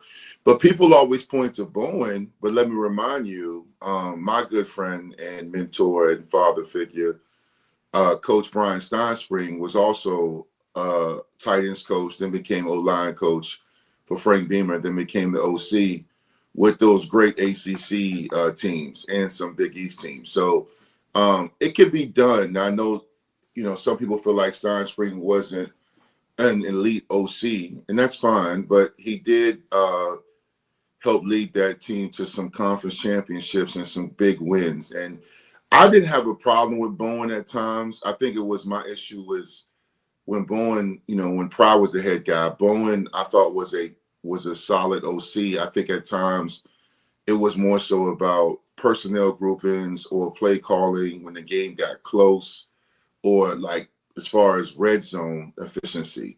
Because you think about it, man, you had a healthy Drones when Bowen was the guy, and Tootin, who was one of the best backs in the country. You had a receiving core that was really good, but that following year when everybody came back is when everything kind of went left. It wasn't consistent. It was just, he wasn't a quarterback coach. So right now, when you look at what Franklin's doing, I feel like it's a situation in which he's getting guys he can trust, as well as that when it comes to implementing his system and what he wants, that can be an extension of him. I think people forget Franklin is not a defensive guy. He's an offensive guy. And we got to give him the benefit of the doubt, because I think the previous guys I named haven't done it at the head coaching position before, like Franklin has. He has a proven track record as far as, winning games and, calling plays, or at least putting go. It's interesting hire. I remember reading that they were going to go possibly with the ECU guy. ECU's always been good offensively, but I'm going to go ahead and sit back and just watch. I'm not going to make any proclamation or statements. It's just, it is what it is right now. What were your first thoughts when you heard about Brent Pry coming back? I think it's never happened before that you went back to the same institution, the same calendar year you were fired, and you had to duck all the fire from Tech fans, and now you're going back to work for your mentor. It's a strange circumstance. It doesn't mean it can't work. It's just a very unusual and unique circumstance that this is happening next year. Yeah, I've been hearing you have that guy that comes on every week. He called it first, right? Yeah, Damien did about a month ago. Yeah, I heard it from him, and I saw it on Twitter. I even saw a few people like, hey, what about, actually the day of the presser when Franklin did all the interviews, it was a rumor out then that Pry was coming back. I wasn't negatively against it, but I just thought it would be awkward. But I've now had some time to process it. His defenses at Tech, Pry weren't the best, but no. I think that was a combination of personnel. I think that was Marv and him not really working kinks out. Marv being a first-time guy. How much of that was Marv? How much was that of Brent Pry having a feel for the game and the groups he had out there? There was moments when the defense was good, but overall it was a mixed bag. But I think there's a lot of pluses with Pry coming back. I mean, he can recruit very, very well. He was a great recruiter at Tech. He was a even better recruiter at Penn State. He doesn't have the pressure of doing all these interviews and flashing the sports coat and media day and, making all these promises and talking to the media. He can focus on defense, and he has done that. And I think, just based off looking at it from afar and knowing what I know, I think it's a situation where you saw Franklin get emotional at the presser, and I feel like he's looking at the model. I got to go with my guys. I got to go with my guys and people I trust. I don't think it's a situation where I'm going with my friends. He's going with his guys. It is a unique story. It's definitely your unique situation. Sometimes I feel okay when everyone doesn't agree versus when there's a unanimous, this is the best thing ever. Yeah, right. Objective. Yeah. Be objective, right? Exactly. So there's mixed feelings about this hire. I gotta say this. I was rooting for Pry as the head coach. I've known him since I was 19 years old, 18 years old. Yeah. When he was a grad assistant. And I watched his career from afar. And when he got hired, I really thought he was going to be able to emulate a similar situation what Beamer and Foster did. It didn't work out. There were some good moments, but overall it was a failure. I feel like he's coming back humbled, and you got to give him respect to show his face again in Blacksburg. I remember seeing him staring off. The camera flashed to his face when Virginia Tech was getting boat raced by Vanderbilt. And it was a very sad sight. He looked like he was completely overwhelmed and lost. And at that moment, it was already ODU was even worse, right? So it was one of those things where it was like, wow, like this guy's gone. Now you get to retain a lot of the players that probably maybe explored the portal. Those guys on defense that were showing all the promise. Sheldon Williams, the safety. Peanut, the linebacker, Lauren Johnson's son from Highland Springs that played this year. Caleb Spencer, now a talented linebacker who transferred to Tech from Miami, and other litany of guys will probably stay now. Along with the guys you're going to get in the portal and the recruits you have coming in, talent won't be an issue. And you have the budget now to get some guys that can make you look like an even better coach. But I got to give Pride credit to come back a few months after you got fired is you know, it's not Return of the Jedi, but it's definitely a good situation. I didn't get to work in a movie reference. I knew you'd work in a movie reference. Yeah, but I mean, again, it'll be cool. It'll be good. I mean, it'll be good if listen, it'll be good if everybody sticks to the script and humbles themselves and puts their ego aside and do their job. Because now you're setting it up.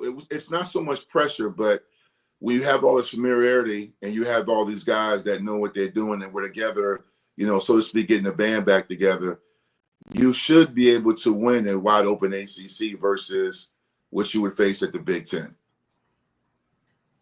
Your thoughts on, well, the ACC championship game, Miami making the playoff. They did get a representative, even though Virginia couldn't finish off what was a terrific bounce back. Some of the things that went through your mind as you're watching that game. Hey, I got to give Duke credit, Manny Diaz and Duke credit. I really thought Duke was just going to come out there, maybe play hard for a quarter, because they were saying it out loud that they had a chance to get in the playoff. And Manny made those guys believe it, and they played that way because UVA, for all accounts, they had played a few weeks before, and I watched that game as well, and UVA destroyed Duke at Duke. I mean, up and down the field, probably their best offensive game minus the Florida State game. I mean, UVA was phenomenal that game, and then they came back to get the first, have a chance to get that 11th win, which they still do with the bowl game, but they had never won 11 games in school history. To have so much at stake, it's only their second 10-win season in school history currently, which is amazing. But Duke came out and played a phenomenal game. Their quarterback played well. Their offensive line protected their quarterback. The backs ran hard. It was a great game from a neutral fan perspective. I mean, you know, I didn't care who won. I know there were a lot of Tech fans that were rooting for Duke, especially JMU fans. But, you know, that play at the end was horrible. They panicked. They're at the 40. You have to just tie the game. You've been driving up and down the field on Duke the entire second half and third and fourth quarter. I know. They panic. And here's the thing about UVA. They're losing up to 36 players. They built their team in the portal, not so much with recruiting. Near the bottom of the ACC in recruiting based on rankings. I don't care about the stars. I'm just saying based on the rankings, they're at the bottom. It's going to be difficult to emulate that. I think Tony Elliott proved he can win, and he's a good coach. He's got a good staff. I just, you know, it's tough when you have that right there in front of you to be at the college football playoff and to just wet the bed like that is going to stick with you a long time. Yeah. It's not as egregious as when UVA's basketball team lost to the 16 seed. It's not like that. Right. But to be that close, I know if Tech was that close, and Tech has had their fair share of heartbreak. I've been part of all of it. it sticks with you. I mean, how many times do we still talk about Danny Cole catching the ball, or the fact that we gave away one against Kansas, or the Boise State game on Labor Day? We led after a great comeback, and then Kellen Moore drove them down and won that game, and we were just heartbroken. We can go over a litany of games where Virginia Tech got their heartbroken. But when it comes to a conference championship game, you got to close the deal if you're UVA. And Manny got those guys at Duke to play well. It's almost a passive-aggressive slap in the face to his former employee in Miami, because they make the ACC championship game and win it, and Miami has yet to do so. Now, the caveat or the plus for Miami is they get to stick their tongue out and say, we get to go to the ACC. Oh, everybody, we get to go to the playoffs. We get to go to the playoffs. And you know what? I said to you, we talk outside of this show, I said Miami should go. Yeah, they beat Notre Dame head-to-head, and they are the most talented team in the ACC by far. Not just talent like Miami always has, but they're playing the best ball, which gives me hope. Side note with Virginia Tech, because they played Miami very well, which I knew they would be. But Miami is where they should be in the playoff. And I will say the only issue I had with the committee and who they chose is Alabama. That is, typical SEC bias and ESPN and Disney campaigning for their guy, because Alabama's TV ratings are through the roof. Correct. That's what they did. It was about TV money. I don't have a problem with JMU getting in. Tulane, JMU, I'm happy for JMU, because at least somebody from Virginia will be in the mix. It couldn't be both UVA and JMU, but great for JMU. I sit on your show currently, the best program in Virginia, but they will only hold that title for a little bit if Franklin and his guys get us right. And the good thing is we get VMI, JMU, and ODU this coming fall. So we get to erase all this talk. But from a playoff sense, man, it'll be interesting, these matchups. Everyone's saying, Oregon should boat race JMU, and Tulane is basically happy to be there. And that's fine if you feel that way. Stranger things have happened in postseason. But Indiana's the story for me. They've been a story, and they're a great program right now. Fun to watch, hard-nosed, tough. They can win any kind of game. But going back to the ACC championship game, the refs were even trying to help UVA. That so-called force out that was a dumb weird. Call, man. A force out. Some of the penalties, I was like, something's going on, Hanky. And didn't even review it. Didn't even go back. It's like he got pushed out. No, he didn't. I'm telling you, man, you and I talked about it. I listen to your show even when I'm not on. College and pro sports right now, there's more. I don't know if it's the Prize Picks, FanDuel generation, but there's a lot of stuff going on right now, man. I know. A lot of pros and college players keep getting caught scheming and scamming and being part of this stuff, man. The mafia in Vegas and everything is Goodfellas Part 2. I know. It's here, and we just ignore it. We being fans, right? Being fans, we just eat it up. We watch it and eat it up. And how long's it been going on? Well, a lot of people say it's been going long. It has. It's just that with more social media access, Twitter and Instagram and all the shows on YouTube, there are more people they're more intelligent people than you think, and we see it. We're not stupid. The Denver Raiders game, that kid in that college game that's got to score a touchdown runs right out of bounds. Runs out of bounds. Come on, man. It's just too much. You're right. And he had a touchdown. He was going to score down, and he decides to run out of bounds. Yeah, that's why I switched my parlays to the WNBA, man. They're not messing with the WNBA right now. And then as the evening went on last night, DV, and then today, what I'm reading about Sharon Moore in Michigan, I am just blown away. This thing's not going away. If it's as bad as everybody's reporting, some of the things that happened in the aftermath, Michigan covered this up for months, a couple months anyway. He was at the heart of the whole Harbaugh situation, and now here he is. What in the world is going on? I tell you, a few years ago when you had your great radio show, and then I said it this year, and I say it every year multiple times, and I said, we are losing our way. We are losing with all the stuff going on. I'm not trying to get on my moral soapbox. What I'm saying is that we're losing our way, because I'm not going to judge that man, even though he's married with 3 kids, has a beautiful wife. He's not the first man or woman to step outside of a relationship. It's more so about even me as a therapist right now. I take an ethical code. I'm a licensed therapist. So when I help people, I have to model what victory life means, even in my daily interactions and what I do, because I'm a member of the community, a prominent member of the community. So that means even if I get a troll on Twitter, I really want to curse him out and find out where he lives and knock him out. Exactly. But I can't, right? So this is a comment, not only you, but everyone else, man. Michigan has been surrounded by some dirt now for a handful of years with the situation with the cheating and the recording signs and all that other stuff. Yep. Harbaugh had it in his contract that when he stepped away and that this guy would be the head coach, you were getting paid $13 million.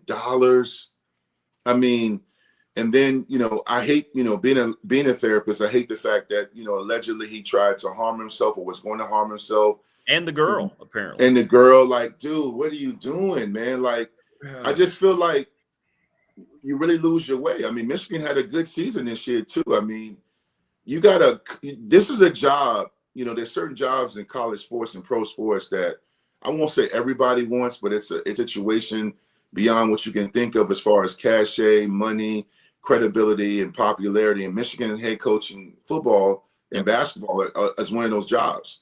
I really feel like he was selfish. I really feel like he got caught up in the hype. I don't know. And a lot of times we say, oh, this is a first time occurrence. No, usually we're creatures of habit. And this is something where he just got caught. Yeah. And it probably wasn't the first time. I feel bad. The person I feel bad for is his wife and children. Because forever, even if they can reconcile or he can get through this, which I hope he does. I hope Michigan and he and even the mistress, side piece, I hope everybody can kind of overcome this. But you look at the way the world is with social media, the memes, the pictures, the trolls. I mean, it's tough. It's very difficult to overcome stuff like this because your legacy is one of the things you control, right? Rick Watson, David Teal, Andy Bitter, Dwight Vick, Tech Sideline, Chris Coleman. Our legacy is what we control. Our image, our brand, how we treat people, how we represent ourselves when nobody's looking.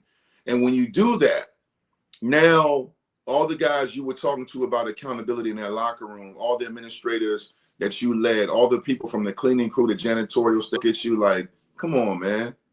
Come on, man. Like, really? Yeah. I mean, it's just, it's disappointing. The more I read it, the more I got, for me anyway, I was like, damn, this is sad. I know. I mean, yeah, it's just terrible. But I will say this for me. I will read up on it and I will look at Twitter. I'll follow along. I won't judge. Because life is already on him right now. When you're in the police station, you got a mugshot and your wife is probably packing some boxes. Well, actually, she's probably packing your boxes. Correct. And you're unemployed. You're unemployed. Reputation destroyed. Yeah. Some guys never get another chance. Some guys, I mean, not to ruin everybody Thursday morning, but Fuente has not coached since Tech. Some guys never get another chance, whether it's their own doing or politics is involved. You got to understand, man, a lot of guys and women try so hard to get a coaching job at that level. And you were making life-changing money. Yes. I mean, come on, man. Maybe that's part of it. I mean, everybody talks about wealth, and sure, we'd all like to have it. But how many times you deal with this, Dwight? You're a professional, right? How many times you see it happen to people with money, with lifetime wealth already obtained, and they can't handle it? You see those kind of people in jail, hurting themselves, just desperate, miserable people, right? And it's interesting the way that has a lot of correlation. I don't, the closest I've been to it is vicariously through my friends that went on and teammates to play professional football or basketball, or, you know, people I deal with who are high school coaches, even on a lower level, local level, that can go into different places and be recognized. Even for myself, I mean, my kids tease me how, like, we can't go anywhere without people coming up to you, right? But that's a lower level. I think the higher you get, like that whole Spider-Man reference, you know, with all this stuff comes great responsibility type deal. I think for that, you see it with Kanye, you see it with a lot of people, you know, where they lose themselves in fame. I don't have a problem saying this, man. The closest I've gotten to it is, you know, everyone knows who my cousin is. I'm very close to Mike Vick. Mike Vick, you know, oh yeah, shout out to him, College Football Hall of Fame. Yes, sir. Mike, when he was at the pinnacle, he was the highest paid player in the league at one time, more than Brady and Peyton Manning. He was the face of the league. You've seen the 30 for 30s. You've seen the documentaries. He was leading the Falcons to the playoffs, went to an NFC championship in 2004. And then he lost himself and everything. And he said when he hit rock bottom, he had to go through that to snap him out of it. And now he's doing great things. I know Norfolk State didn't have a great season, but he does take time to take pictures and sign autographs. He does appreciate his wife, Kiafa, who stood by him, his children. He's very proud of that he's in a position to make a difference. And I think that's why I said we lose our way. We it's just like that. I mentioned Fuente, like that. His best friend and assistant, going to be the defensive coordinator, was caught out there for having sexcapades with recruits' moms on company time. I mean, dude, what are you doing?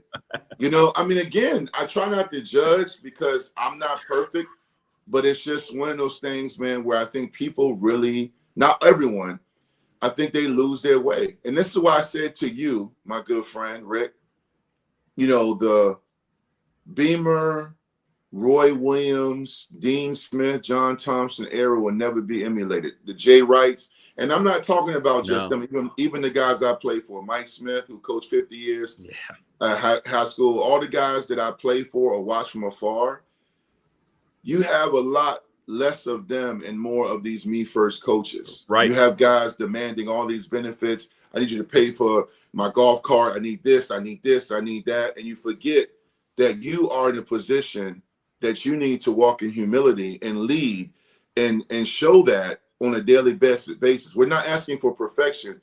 We're asking for integrity. Yeah. And to remember, you've been given this position by grace, and you need to make sure that you walk in that way. So these young men and young women that follow you understand the importance not only of work-life balance, but giving back and showing that you can consistently show up the right way. That's my biggest life lesson when I played for Beamer, was like, he always said, treat people the way little things. And I think that's why I try to wake up every day and make a difference. But I think my guy in Michigan, man, he's up for it. It's going to be a long crawl back, man. But hopefully he can learn from it. I mean, it's just, I say this, Rick, I say this respectfully. A lot of us in this business, whether you're a player, a coach, or a fan, many of us have lost our way. There's a lot of money involved. Sure. A lot of manipulation. We're talking about even with the gambling and all the stuff happening right in front of our face. We've really lost our way, man. We have. It is. It's sad. It is. And this whole thing, if Michigan did indeed cover this up and wanted to get recruits signed, who they're going to lose anyway to the portal because all the money. I mean, and if they wanted to play Ohio State and they knew about this and it almost cost a young lady her life, and I'm not saying she's a saint, obviously. She had a husband too. She was married. But whatever. But I mean, this thing could have gotten to the point to where life was being lost, right? And Michigan sat on this. It was going to be a lot more coming out. And you're right. You try not to judge, but it's hard. You know, these are people that have all the money in the world, even these administrators at a place like Michigan, and they've allowed this to happen again. It just blows my mind after the cheating scandal. It blows my mind. It blows. Listen, it blows our. There's Netflix is going to make so much money because these guys keep giving them documentaries. Like, you got this stuff going on with Diddy. This is you're looking at, again, money blinds your judgment. You just think you're invincible. Look at Urban Meyer, the documentary that Netflix did, and they left so much out with Florida. with Hernandez, all the stuff that Urban Meyer turned a blind eye to that was going on at Florida. And then when he went to Ohio State, this is what I mean. These scandals and all this manipulation of money and ego and pride and at-risk behaviors have really taken away from the game that so much of us love. The reason why you have your show, the reason I do what I do and cover it and have these different opportunities, because we love the game and the fact that it's a pure sport. You know, it's not just college football, but basketball. Like, we're losing our way because we have a lot being selfish. I came on your show Saturday night, that one time when you had that special show, and I went live and I went off and I pointed at the camera and I said, those people in Merriman are being selfish. Yes. And I said,